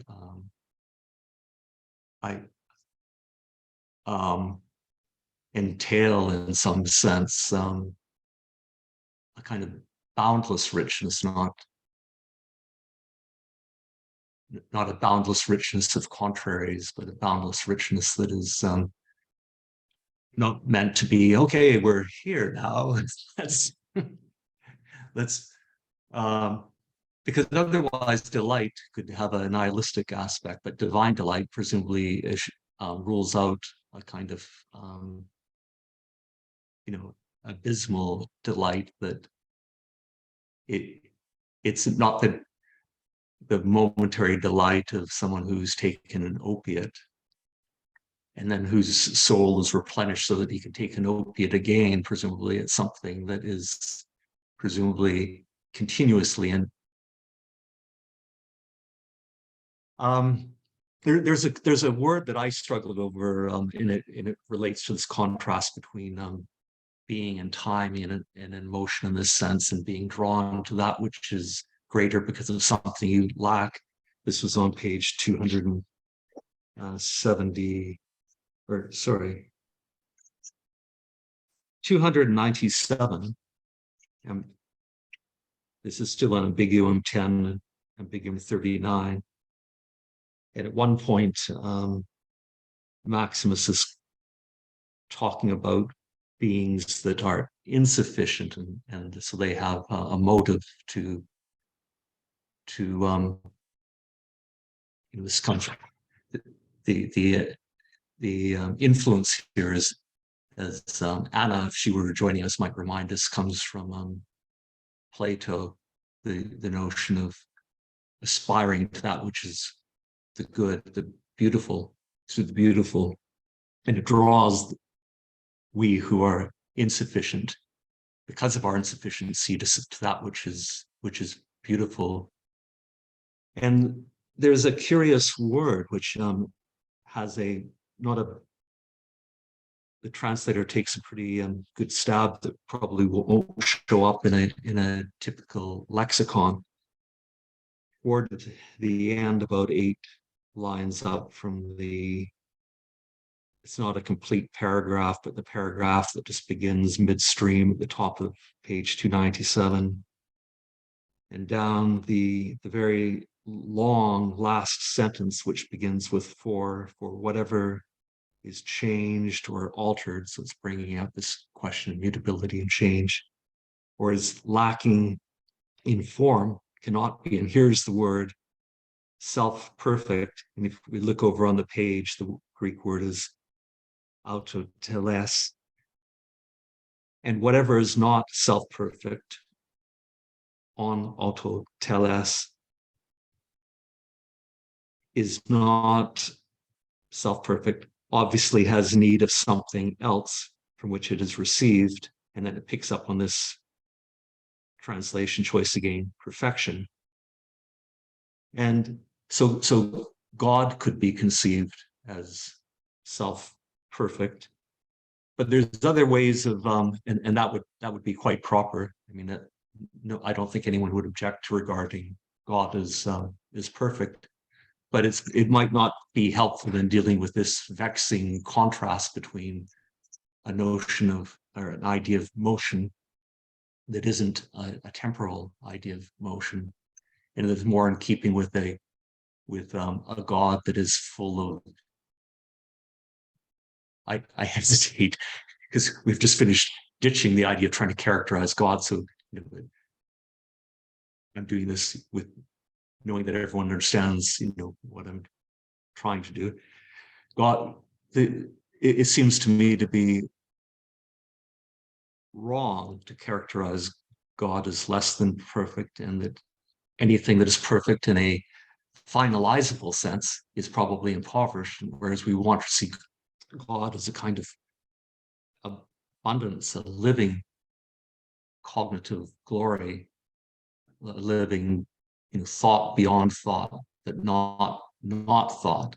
And so something that is infinitely rich, or rich without, better to use that word, aristos, rich without boundaries, but pervading everything. This is a notion of paradise which is challenging, both reassuring and challenging. Reassuring if we have faith, but challenging, not the horribly, wretchedly simple-minded, nihilistic, sitting on a cloud in perfect peace, where this not an infantile notion, in other words, or a destructive notion.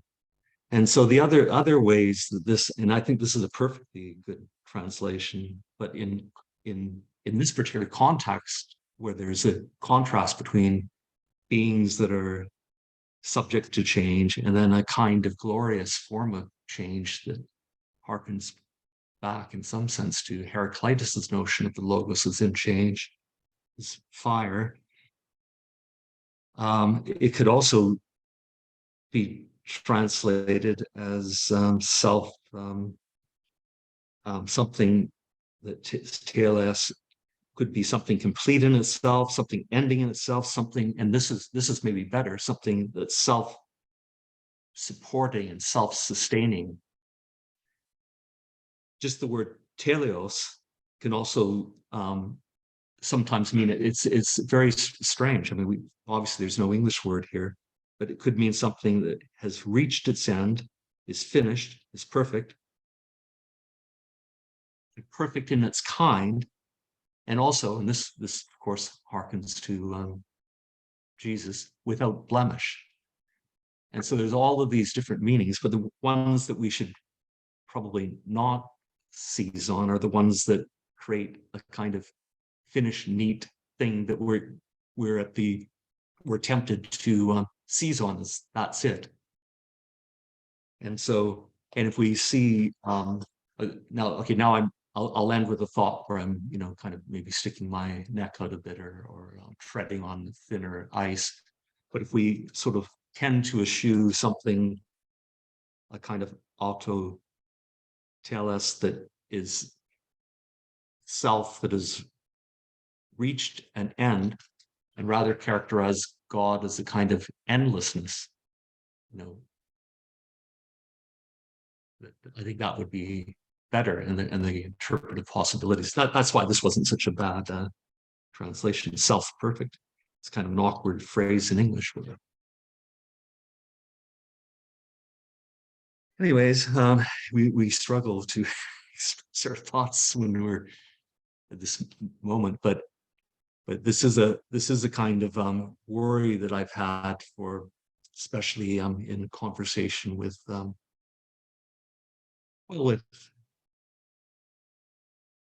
early thinkers coming out of the Greek tradition, where there's a sense of trying to finalize the logos or make it something too cognitively apprehendable, something that is the opposite of mutability and change.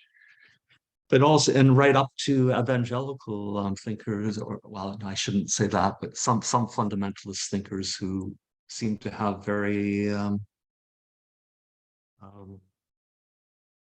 okay, no, I'll stop there. I'm about to make other stupid characterizations. I'll just end with this, but the idea of the logos, which is something we can't possibly begin to comprehend, but whatever we do kind of grope at should be something that is magnificent and not something that is just reassuring to us. Infinitely rich, not infinite, not just static. Michael, just by way of responding, and this is just a quick response. and it touches on just a little bit of what you've said, because you've said quite a bit actually, and I love your take on telos and recasting what that word is and what it can mean. You know, this makes me think immediately of this in Islam and also in Judaism, this idea of, and this comes from the Bible, but you shall not make for yourselves graven images. And what's that injunction for? I mean, in Islam, and I've struggled a lot thinking about that, but I believe that it has to do something with this idea of not freezing, not petrifying the mystery of God, in just in terms of graven images, but this idea of endlessness, because I really like this, you know, and I don't know if that's the exact word you're going for right now, but it seems to gestures toward this something which cannot be completed, cannot be finished, cannot be closed, something that is always open and responsive. That's just by way of just a first response. So if anybody else wants to go in here, I think Islam is less. I mean that injunction makes worshippers less susceptible to certain temptations. I think that's absolutely right. There is in the King James version of the Bible, there's a mistranslated phrase that is a happy mistranslation, world without end. It's a rather flowery translation, but I happen to love it. And this is I think endlessness is what I was probably going for, maybe prejudiced by that wonderful phrase. That's a beautiful let me ask a question to see if I can spur both of you then. Michael, your reflections on page 297 were lovely. I remember when I first read that, I thought self-perfection, and I was thinking in terms of wholeness or end in itself, and you just beautifully widened that. I mean, that's really nice. Ahmed, the idea that the injunction against figuration, let's say, right? Figuration, yeah, fair enough. Maybe even formation, right? Very quickly with a caveat, just a quick caveat, because I see in the background of your wall there, the beautiful Trinity. Yeah, right. The icon right there. And so there's a caveat, which is again the iconic tradition in your tradition, the Orthodox tradition. I think its approach to figuration is actually, I don't want to say resolve, but is able to somehow ward off the danger of this calcification. This idea of calcifying. I agree.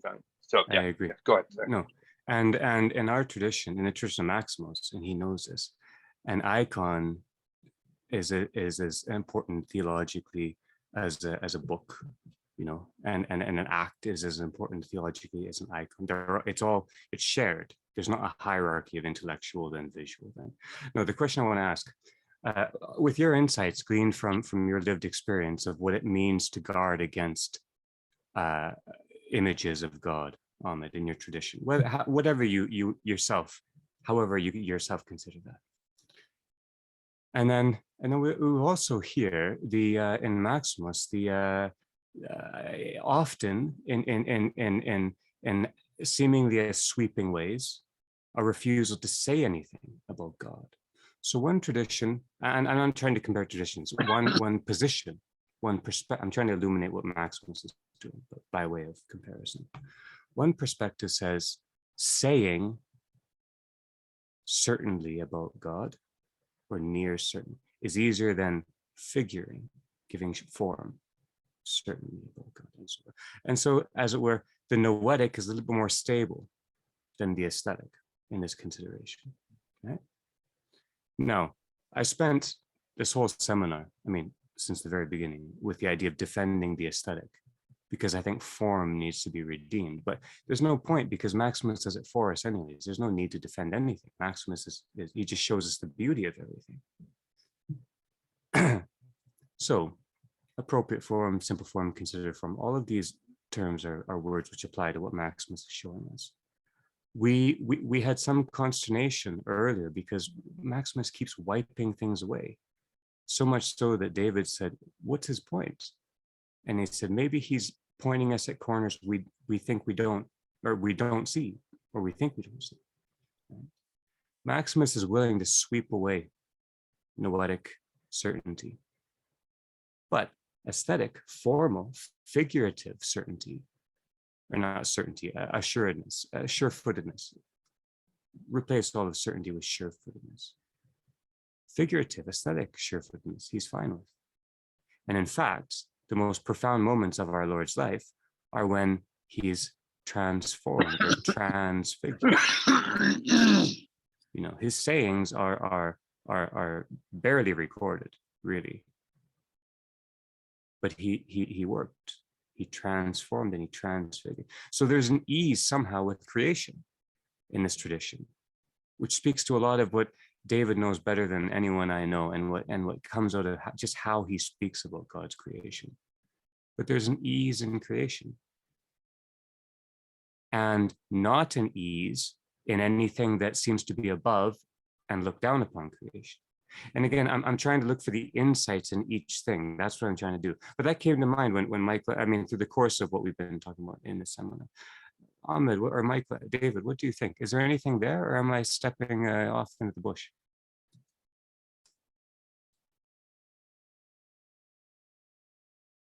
I thought a little bit about your way you began this session with your reflection on the sculptor. And I know nothing about this stuff, so, but I think I really know the difference between a sculpture and a statue. The one represents, the other one's alive. And Beautiful. Statues are always about propaganda. I don't mean that negatively. They're, you know, E. Cummings has his charming poem, you know, why must itself put up every other park anus a statue? And it goes on from there for everyone who answers yes. In any case, but a sculpture, I mean, there's something remarkably, I don't know how this happens, but sculptures move. There's a play in them. And you recall Michelangelo's curious pieces where you see the figure sort of partially coming out of the stone. And many a sculptor has said that they're not carving something, they're removing something. They're revealing something. And that attentiveness and ability to see what wants to be born or what is possible. Yeah. And how it begins to relate together. Oh, sorry, Dave. Sorry. Yeah. No, that's all. I mean, David, that's that image of the sculpture is wonderful. I couldn't agree more, and I think, in a sense, a sculpture gives itself to you.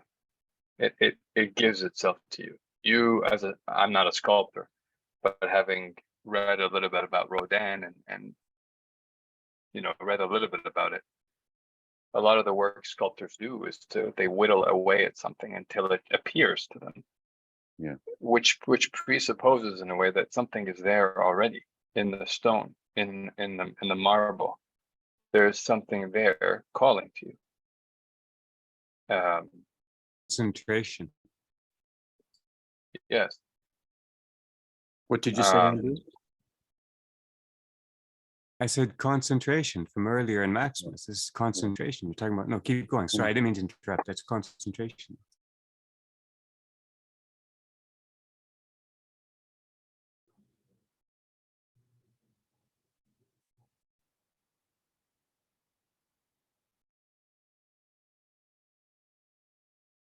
It's beautiful because Maximus to me always starts from a place, at least it feels to me, it starts from a place where it's a place of grace. Something's been given to him.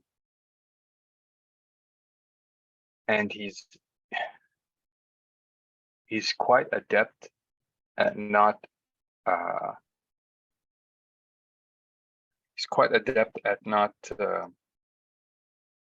not being vain. You know, Andrew said something about how he always anticipates us and he's always ahead of us, and I couldn't agree more. But it always feels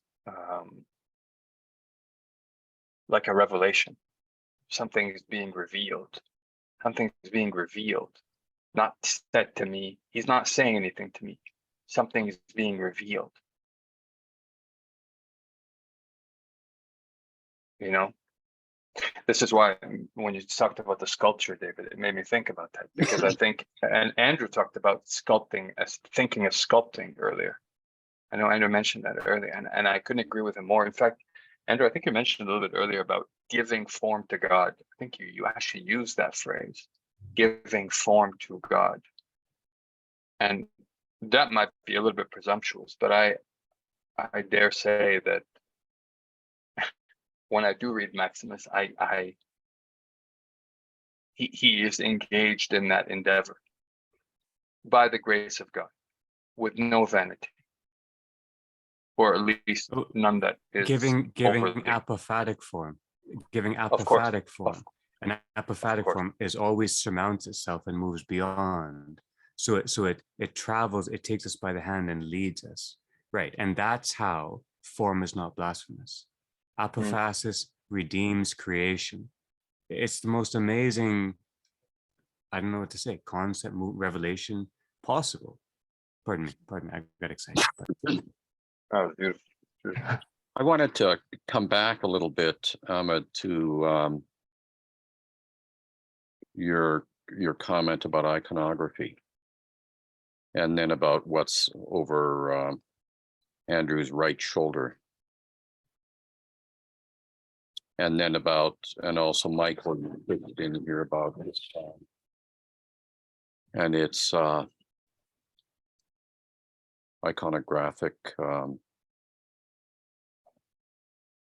Well, it's pushing back against images of God. In the iconographic tradition of Orthodoxy, there are no images of God. It's a heresy. I mean, an obvious one. I'm not saying that in some Orthodox churches or Eastern Rite Catholic churches, you might not find an image of God the Father, God the Son, and God the Holy Spirit. But formally within the tradition, that's taboo. It's arisen at times, but it's taboo. Icons are also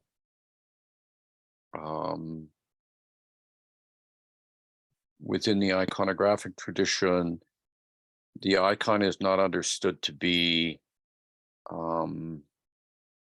something which should depict, well, two things. The icon needs to be historically rooted, or rooted in place. That is in the life of the world.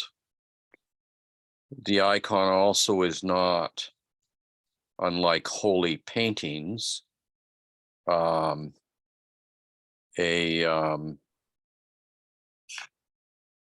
image of passion, an image of human passion. Suffering, for example, El Greco's extraordinary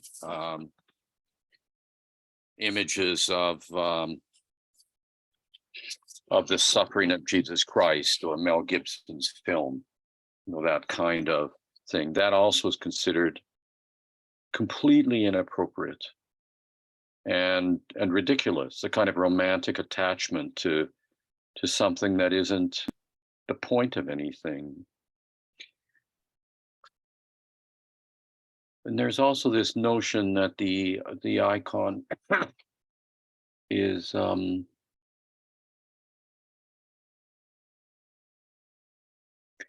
simply an invitation into a grace that was there in that person's life, in that moment of what we would call salvation history. And it is the grace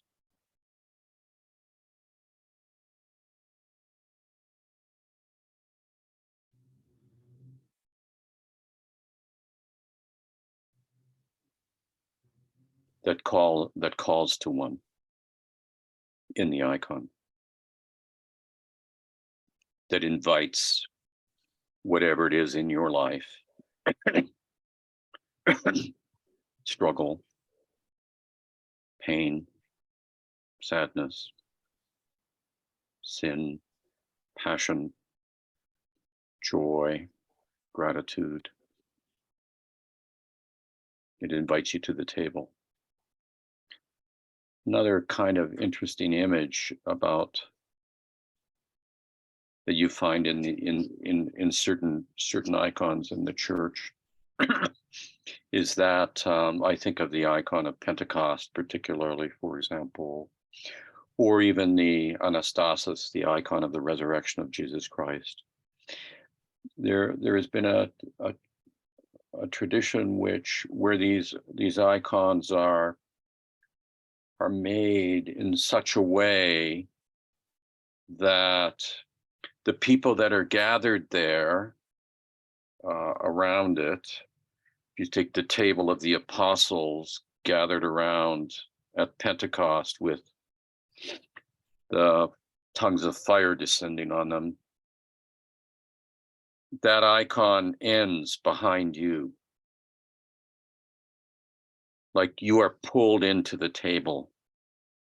It's the way in which the tradition says, this is not about something.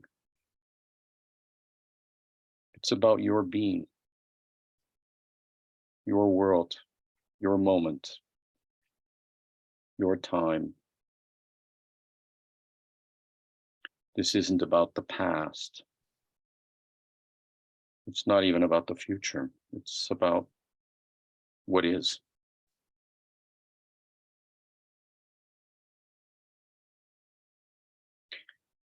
Now, I would say that there is an awful lot of people in the Orthodox world for whom icons are objects of idolatry. I don't think there's any doubt about that. And I really wish that for those traditions that are iconoclastic, there was no idolatry. I think I know a little too much to know that whether you have an iconographic tradition or not, the idolatry is always in our minds. It's always our projections. And we will find endless ways of doing that. Especially those with itching ears and itching tongues. That's right. It's They'll not always find a way. a charming phrase, huh? Beautiful. Charming Beautiful. phrase. It captures all that. It's beautiful. David, what you just said there, sorry, I'm late, but David, what you said about the icon inviting us in and us being of its wholeness, that to me illuminates a whole new aspect of this whole idea of completion that I'm trying to think about, Maximus is thinking about. That's really beautiful. Yeah, and not only do we complete it as we kind of comprehend it, but we are part of its being itself. Our being is drawn into its being. That's what it is. That's really beautifully put. And then, I mean, what you said was so true, just about how our tradition. I'm brought back to, same as Ahmed, brought back to Maximus's sense that the icon is the truth. It's the form of truth of our age, that invitation, that grace pouring forth, that unfinished call to feasting, that also rings true out of Maximus's phrase, as long as the elements which echo out of Ahmed's way into that phrase. That's really beautiful. Yeah. I am the Pardon me. way, the truth, and the life. The way, Mhm. the truth, the life are part of each other. They're bound up in each other. Mhm. And they're existential. The way, the David. truth, and the life Our is existence. blessing. It's about blessing and healing, David, Yeah. as you say. That's what Christ teaches us. And as person, it's about loving response. It's about relation. It's about presence and communion. That's the way, the truth, and the life. Yeah, that's really beautifully put. Yeah, I'm sorry. Pardon me. No, David, I wanted to ask you something about when you were describing the Pentecost icon, and you were saying it's not this is not about something. It is about you, your life, your being. I'd like to venture something, and I'm not on very stable ground here, but this is something I've talked to Andrew about recently, which is the liturgical. Because when you describe it this way, the notion that it's not about something, but it's also about the person who's looking at it. It's always, the icon is always present. It's a it shows something, but it's always present. It's always here, it's now, it's about what's now. And again, I'm not on stable ground here, but in reading Sophroni, for example, His Life is Mine, there's a passage where he talks about the liturgy, and he talks about the person conducting the liturgy being both,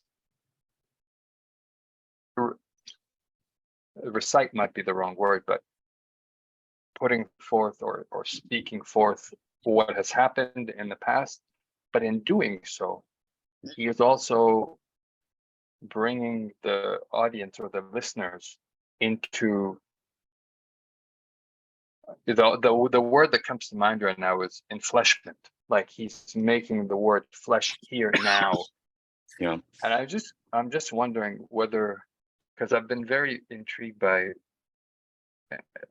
again, the mystery of the liturgy, which I think, that is not exclusive to Christianity. In Islam, there's also Sure. there's a liturgical mode, but what we've been talking about now and the iconographic, and I believe Maximus is even, because when I read Maximus, I am here now. I'm not reading someone from the 7th century. I feel like this is, I'm with him, he's with me, we are, and I hesitate to call it liturgical, but we've talked about, what an icon can do or does. And we've been asking about what Maximus is trying to get at here. And I'm wondering whether his mode of address is something also in that sense liturgical as well.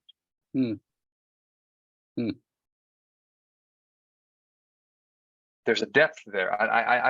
I'm still unable to grasp, and I don't want to be honest, because it's beautiful, but it's gestural language. It seems to be just more than what it is. It's and I'm trying to come up with forms from the tradition to perhaps speak about this. And I feel like iconography with which Andrew I think kind of elucidated for me, that phrasing, iconographic phrasing, but also liturgical. There's something liturgical in his mode of address and the way he engages. I'm just wondering, what do you think about this? Does this, oh, and anybody else? The liturgy is the dance of all being. It's not surprising that we feel the liturgy in Maximos's language. That's all. David, pardon me, David. No.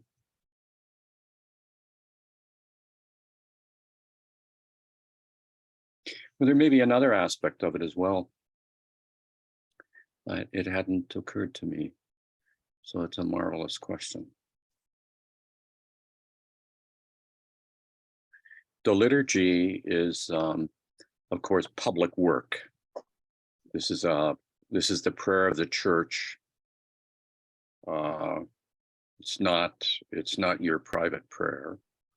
It's not about your soul. It's not about your Christian community.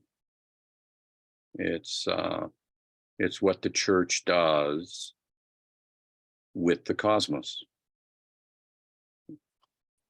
It praises. But in order to get there, a couple of things happen in the liturgy, the rhythm of the liturgy. One of them, and I'm thinking about Maximus here and what you queried.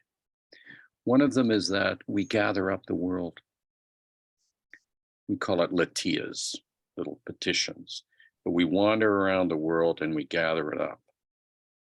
So we gather up our city. We gather up our nation and its government.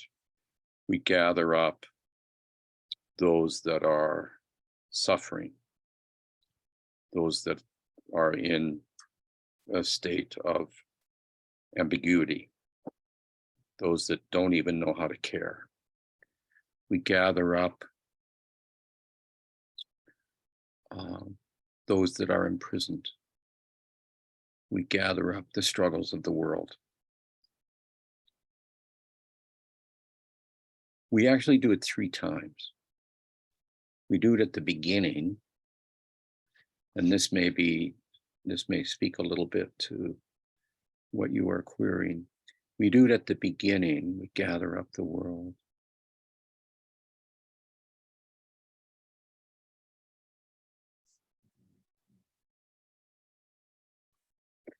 And then we do it after we read the gospel. We do it again. So we rub it up against the gospel. And then after the gifts are brought in, the bread and the wine, the body and blood, we do it again. So we're rubbing the world up against this all the time. We initially gather up the world out of our own concerns. And it's interesting how this series of petitions works. I mean, I notice it in myself. Depending on what's gone on that week, I will make the sign of the cross at some of the petitions, but not at others. Now, some people, I think, make the sign of the cross all the time, and that's probably because they're saints.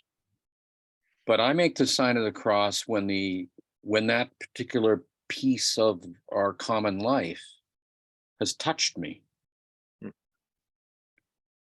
It's a way of saying yes. It's a way of holding it up. It's a way of identifying with it more. It's a way of also saying, yes, may that be tenderly held. May that be healed. May God's presence be there in the midst of that. And then there is in the liturgy a movement to confess. That is to recognize one's missing of the mark. Or you could put it in another way, to recognize our idolatries. Because all our missing of the mark is an idolatry. all of our missing of the mark is not being present to what is unfolding. It is attempting to use what is unfolding through the prism of our own appetite, desire, or fear.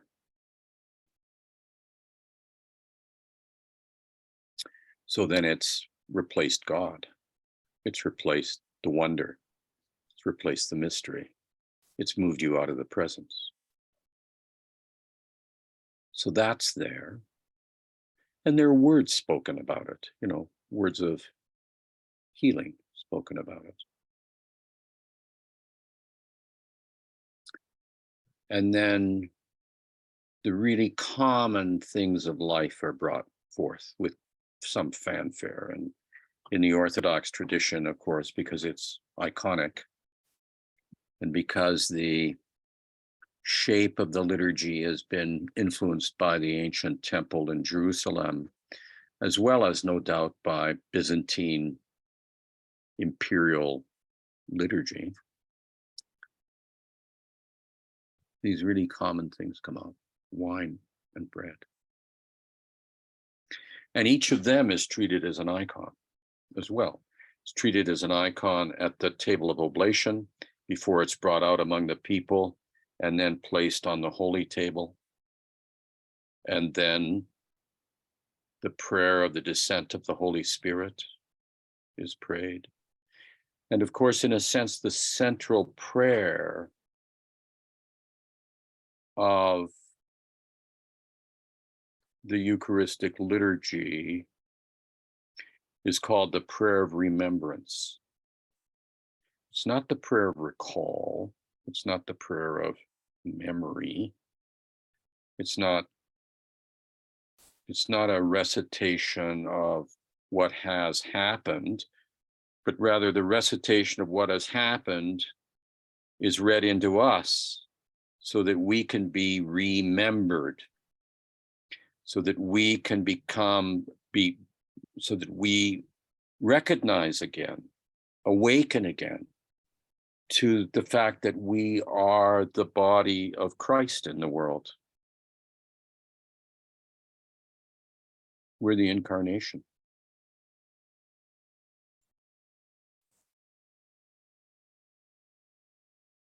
That is, you know, the central Jewish insight. You, Amit, are the image of God. And I mean, the reason Muslims don't have graven images is they don't want anybody to get in the way of that, which is, of course, a deeply important discipline. So to recognize that you are the image of God in the world, we sometimes say by adoption, but that's a kind of subtle theological thing, which usually gets in the way. And then, of course, people take communion. They take into their body the body and blood of Jesus Christ,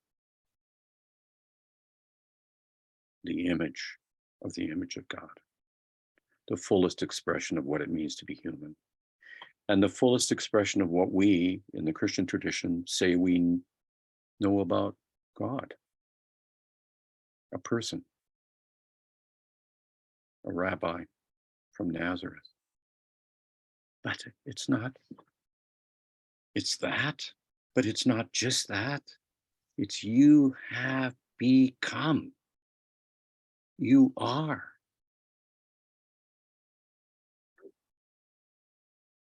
In communion, you are. In communion, you are. So then, how long does the communion last? Well, you know, it needs to echo in our life. So when you speak of, when you query, is Maximus in a sense also writing liturgically? I think you see, you know, I hadn't really thought of it, till you raise the question, but you see the echo of this kind of movement within him. The gathering up, the confession, that is, what are our idolatries? You know, the way he did it in the passages today around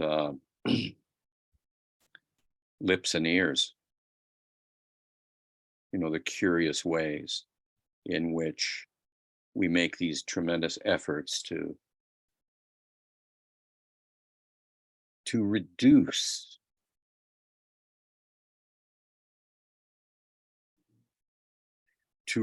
the presence in which we are revealed and the other is revealed and God is revealed, to reduce that revealing to concept or to rational argument or to proposition. All of which, when that happens, is a kind of presumption, which immediately turns us away. So I think you really hinted at something there about Maximus. I'll pay more attention to that. It's completely understandable, given that he was, you know, when you're steeped in it, you know, we see it in Andrew. He's steeped in it, so it just comes through. You know, the rhythms come through.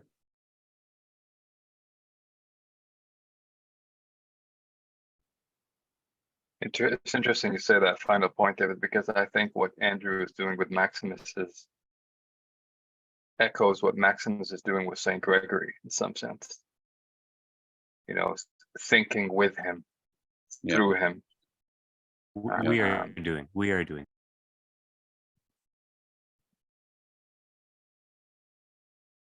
Yeah, that gives me a much better understanding of the liturgy, David, and it definitely rounds out, you know, that little thought I had, because I hadn't. Obviously, there were so many dimensions to the liturgy.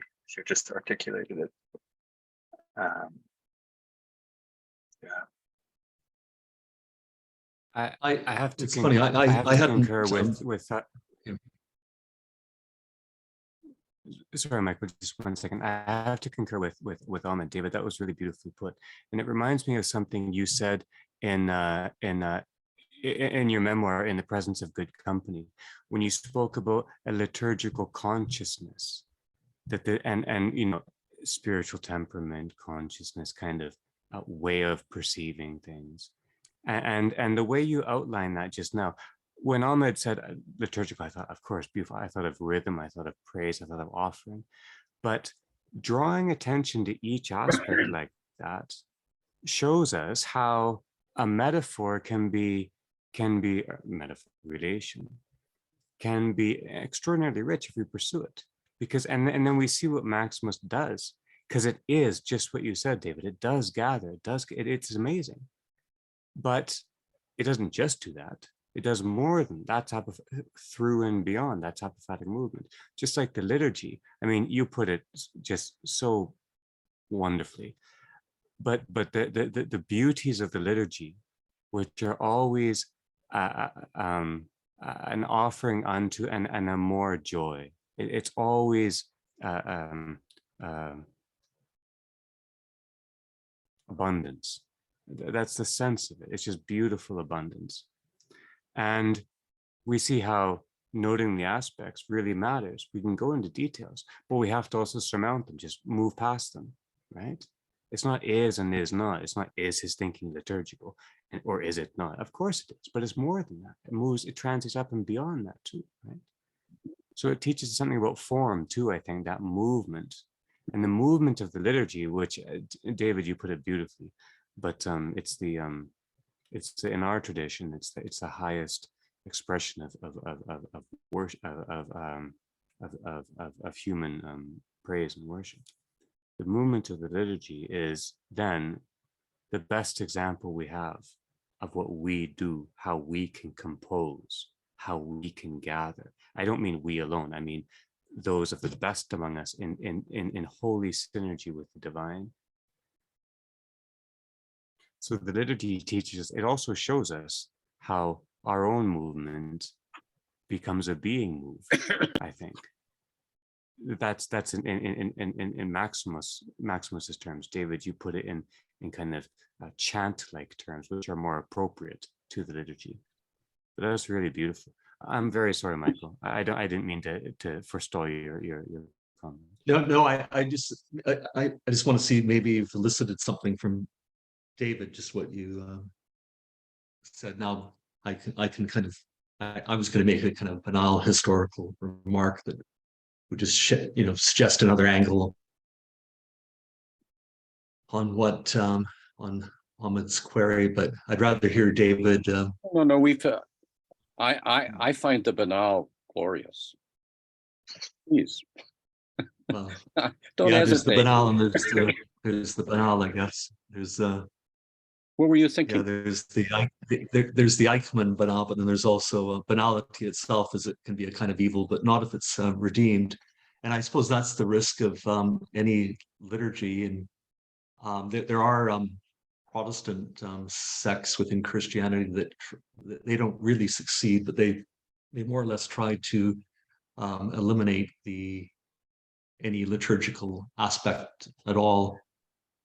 And I'm still sort of attached to an Anglican liturgy, which just steals more or less holus bolus the liturgy from the Catholic Church and alters some of the significance of, as you probably well know, the meaning of the point of communion, eliminating transubstantiation. But one of the for anyone who grows up in the church, in any church, the liturgy, there's always a risk of it not resembling the beautiful description that David provided us and becoming simply a mechanical repetition. And that the historical context remark I was going to make was that, of course, Maximus is at a late point of centuries of rather tortuous discussion over the significance of some center pieces of the liturgy, which which importantly comes to the whole notion of the Trinity, which is to say the idea of this which we can't imagine becoming flesh in all of us, and also in a singular moment. And these different aspects of the liturgy aren't simply words, they're words that we should presumably continually bring to life.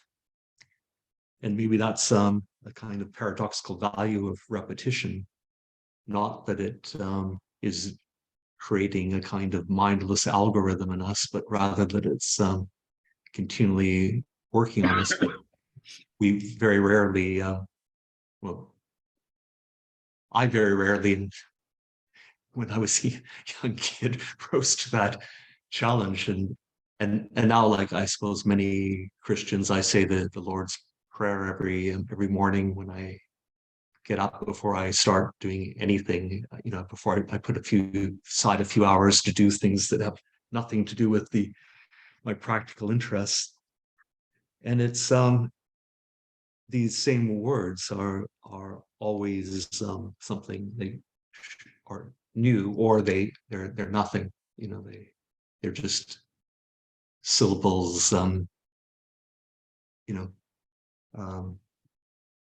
They're completed syllables. They're not syllables moving in conjunction with other syllables in some dance away from what we might think they mean.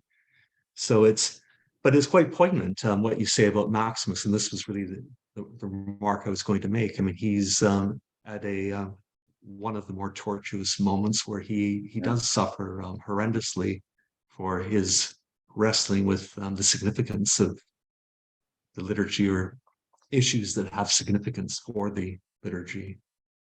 And nothing could more could impart a sense of what is at stake more than his personal fate and that of others too. So this is really this is really a kind of door opening question that you posed. Can I ask a question? This is forgive my ignorance, but David touched on this at a moment.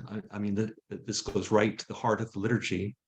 That the Genesis moment, or the verses that talk about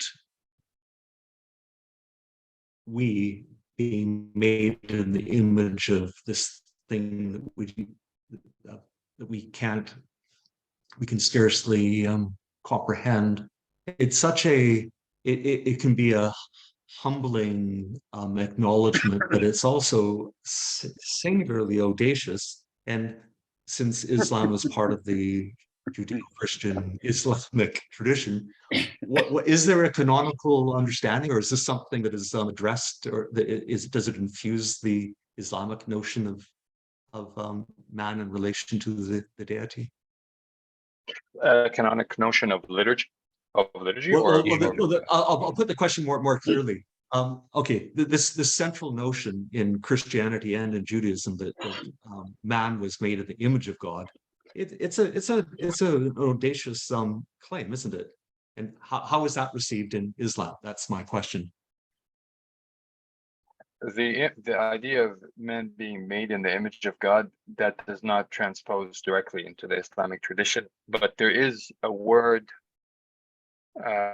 which is mentioned in the Quran, which is very important, which is the Arabic word is fitra.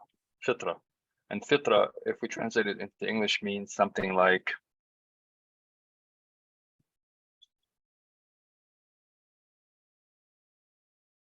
one's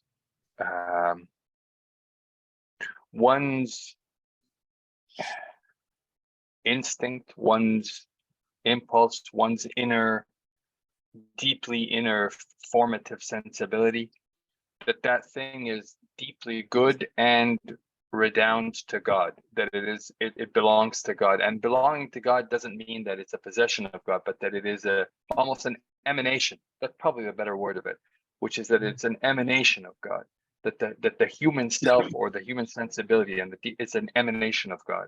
So in that sense, it does, I think, echo this idea of being made in the image of God. That's the closest, I would say. It's not a one-to-one, but I'd say that's the closest it comes to it. There is Islam has a deep fear of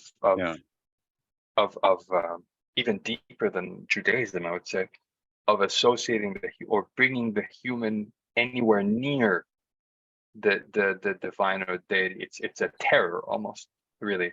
Yeah. Sorry, go ahead. Well, but there's a hadith that is also treasured, which speaks of the human being as the mirror of God. Yeah. Where it has Muhammad, I believe, saying that the human being is the mirror of God. That, of course, we can parse that, and it's not quite the same. But the fear of image that Islam has, that's shared by Judaism and Christianity.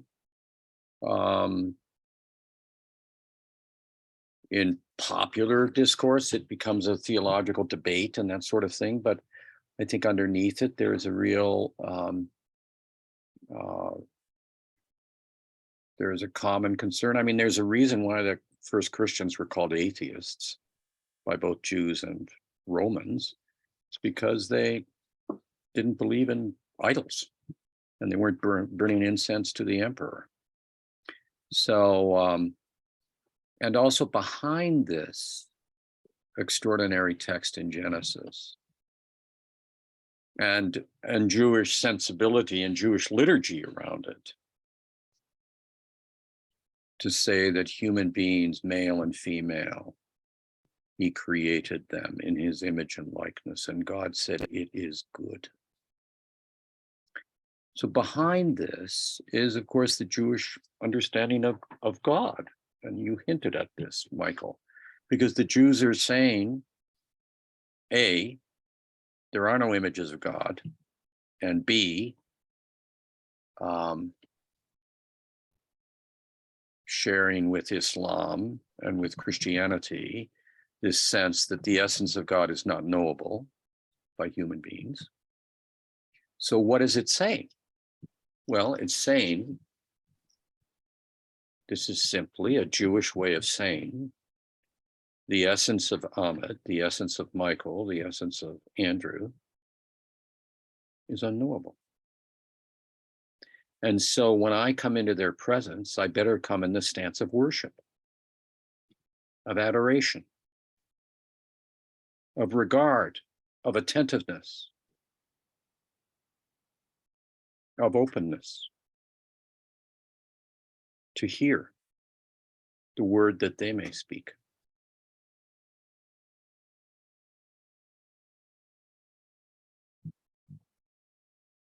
I mean, it is so lovely how in Jewish discipline, of course, when they're reading the Torah and they come to the name of God,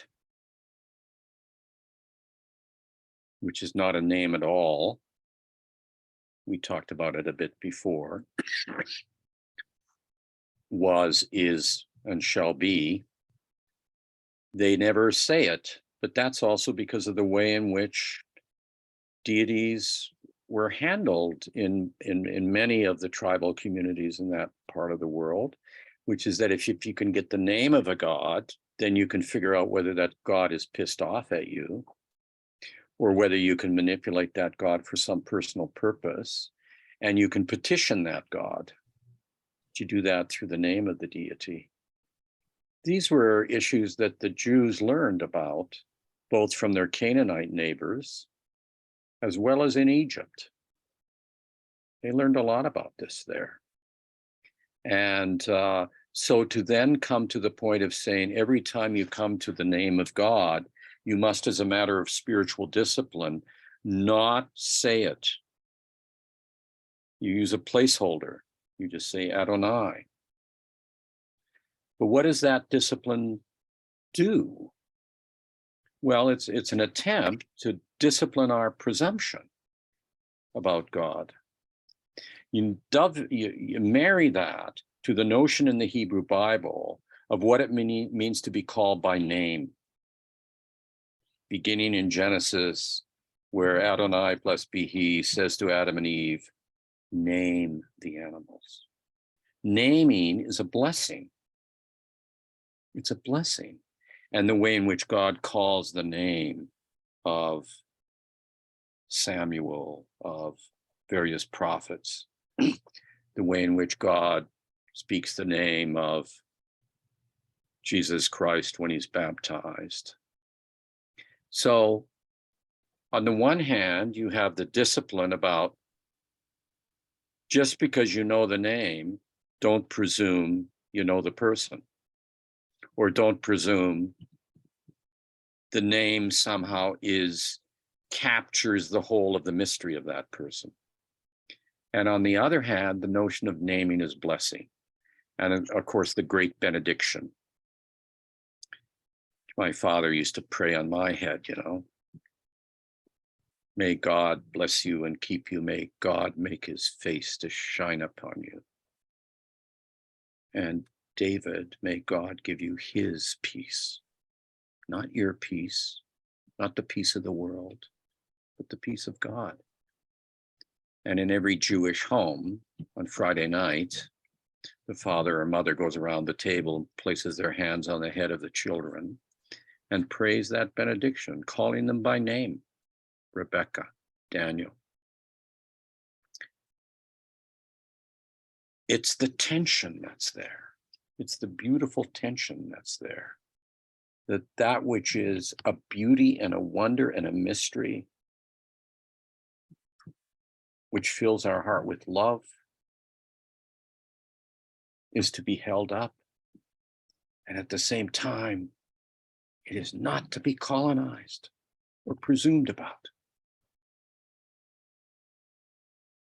It's tough as a parent.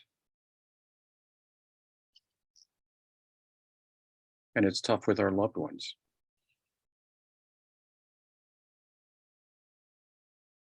And it's even tougher with our enemies. Because they are the image of God.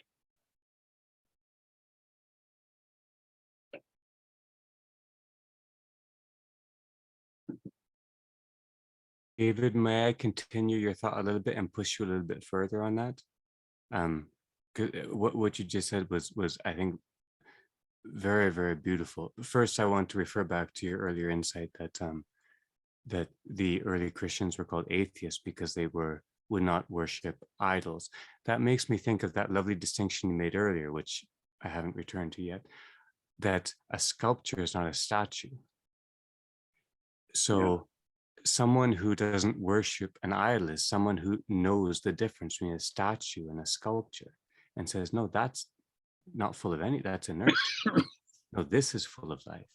It's over here. So it's not a rejection of creation in that early Christian response. It's a rejection of an idol of creation. You put it well. I'm just, and then this meditation on naming, beautifully put. Naming as blessing in your phrase. I mean, you learn it from the Jews, and they have a beautiful. I mean, it's just beautiful. Naming as blessing. Blessing, you said, is recognition. Right? Blessing is recognition of what is. So naming as blessing is recognition of what is, which means, and that it isn't mine. It's a response of relation to that which is close to, near to us, right? And then that's naming. But there's also naming as, and you put it in terms of historical terms. Naming was wielded, as power, right? If you knew, you could. Now, this strikes me as naming as identification. If we think that the essence, it's very hard to get away from the essence of language as naming. I've tried, because most people think of it as naming as identification. But when we think of the essence of language as naming, but naming as blessing, naming as recognition, naming as movement, the movement of perpetual completion of what is always unfolding in front of us. And in that, a naming is calling forth, to use your term too, a calling forth of what is best and holy in another thing. That is extraordinary. And then, so just that strikes me as being one aspect of what you said. Another aspect of what you said about the refusal to name. So I want to pose a question and then perhaps hearken back to, I'm very sorry, I had to cough earlier. I may have missed slightly something of what you said earlier, Ahmed. But I want to hearken back to something earlier. Knowing the name and not naming is a kind of discipline, right? Not naming is a kind of discipline, right? Saying the deity is without name is a kind of discipline, right? Saying the name doesn't make sense when in relation to that word doesn't have any it doesn't make sense. We've bypassed it with the deity is another form of discipline. This is something about, I think, now Ahmed, forgive me, a conversation years ago when you talked about art and the spiritual discipline of making art imperfect. But then there's the realization, because only God is perfect. But then there's the realization that if you could make it perfect, you could be like God. So your deliberate imperfection kind of seems like arrogance, right? Now, this idea also harkens back to Michael's wonderful probing of the translation of afto telos or telin. I forget what it is exactly, the self-perfection, right? Where something is deliberately or not deliberately complete. And if we know the name, but do not say the name, there has to be more than just hesitation, because whatever insight is in what I'm saying, they know. They know what it means to know and not say. So I want to know what that means, right? But self-perfect To make a slightly sideways association, the highest form of, according to John Zizioulas, this is, I've been reading a lot about apophasis, and there's not much written, but according to John Zizioulas, the highest form of language, I guess, was for the Greeks, the ancient Greek, was self, like afto something. So the good itself, the good in itself, right? Afto, auto. So auto perfect is hearkening back to that within what we see, something can be fulfilled of its own. And Zizioulas says what the apophatic theologians, and they're the Cappadocians, Gregory, Basil, Gregory Nyssa, Maximos, and then Palamas, and then we could say easily Sophrony. Ahmed referred to Sophrony earlier. Archimandrite Vasilios. These are apophatic theologians. Our thinking here often tries to be. But apophasis says, no, it can't be just of its own in that way, right? It's not that being, creation, being what we see has its own perfection. It's a gift. And that gift means that it is a free relation. It's not of its own. Hence, there's a relationship, there's response, right? And so the complicated philosophical ideas about, is matter eternal, is God formless or not formless, that's all part of this. Is God beyond being, and what does that mean, right? So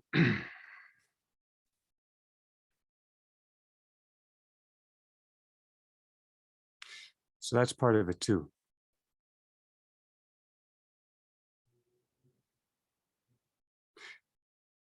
I need to stop. I think that that's an ellipsis in my mind. But I think I had 4 or 5 thoughts there. The naming, the recognition, the completion that happens with that. So pardon me, what do we think? Did I touch it? Was there anything there or no?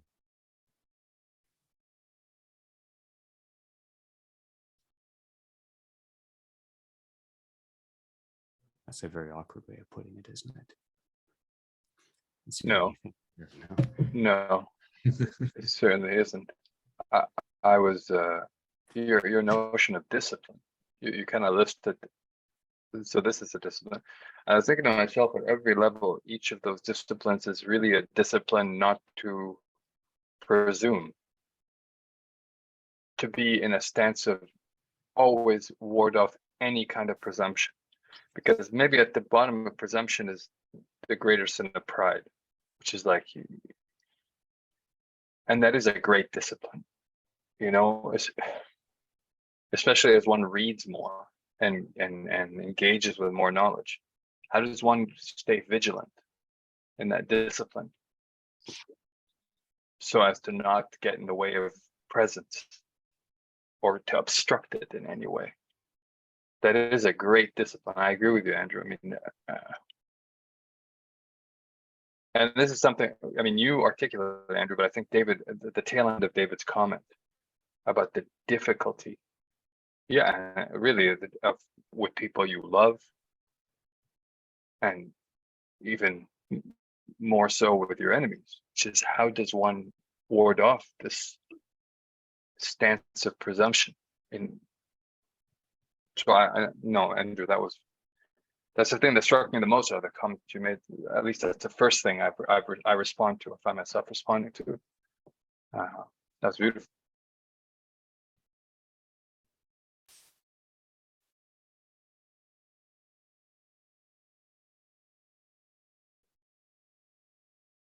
To me, that last comment you made, David's final kind of vigilant phrasing, when he said, essentially, with intimacy, which is holy, even this becomes hard, right? The point of everything is intimacy with God, as we read in Maximus.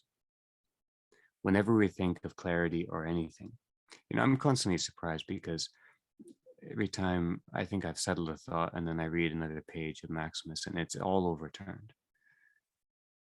But the only point is drawing near. Ahmed, to come back to your image from earlier, beautiful image about declaring and drawing near, right? The only point is drawing near. David said this too. The only point is intimacy. So the question of how does this work intimately is, in a sense, the only question. So it's not. I'm with you, Ahmed. This is the heart of what. So David, I'd like to ask, and Michael, I'd like you ask to follow up, but David, that intimacy, which is the heart of our whole desire, how does that?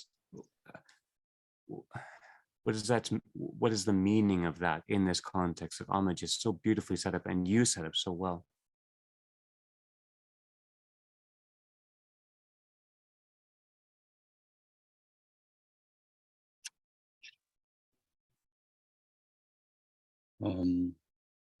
Well, it's intimacy, of course, without appetite. And it is that for our relationship to God as it is for our relationship to others. And that is the experience of the way, the truth, and the life. I mean, it's just descriptive, I think. It's trying to describe. It's trying to describe communion, being present to what is.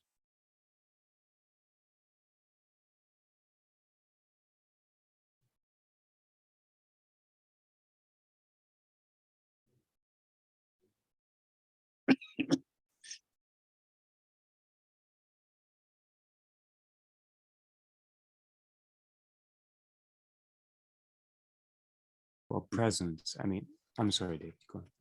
No, not I was just going to say presence is, insofar as I understand what you're saying, what you've been teaching us along the way. Presence is intimate relation. That's what presence means. It means the intimacy of warm and loving relation. I mean, it's not confined to that. We're speaking apophatically here. So nothing's confined to the form we give it. The form dances with us as we try to think through, as we try to move through these things unto, to speak kind of explicitly and abstractly for a moment. But presence is intimate relation. It's the condition, the possibility, the ethos of intimate relation.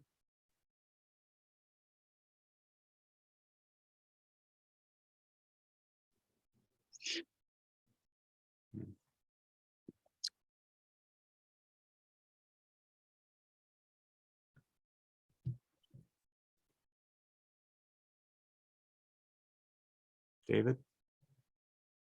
I think I need to leave shortly. It has been a feast. The feast is endless. It is endless. And that's true. And it's unbelievable, but it's true. The feast is endless, but daytime is not.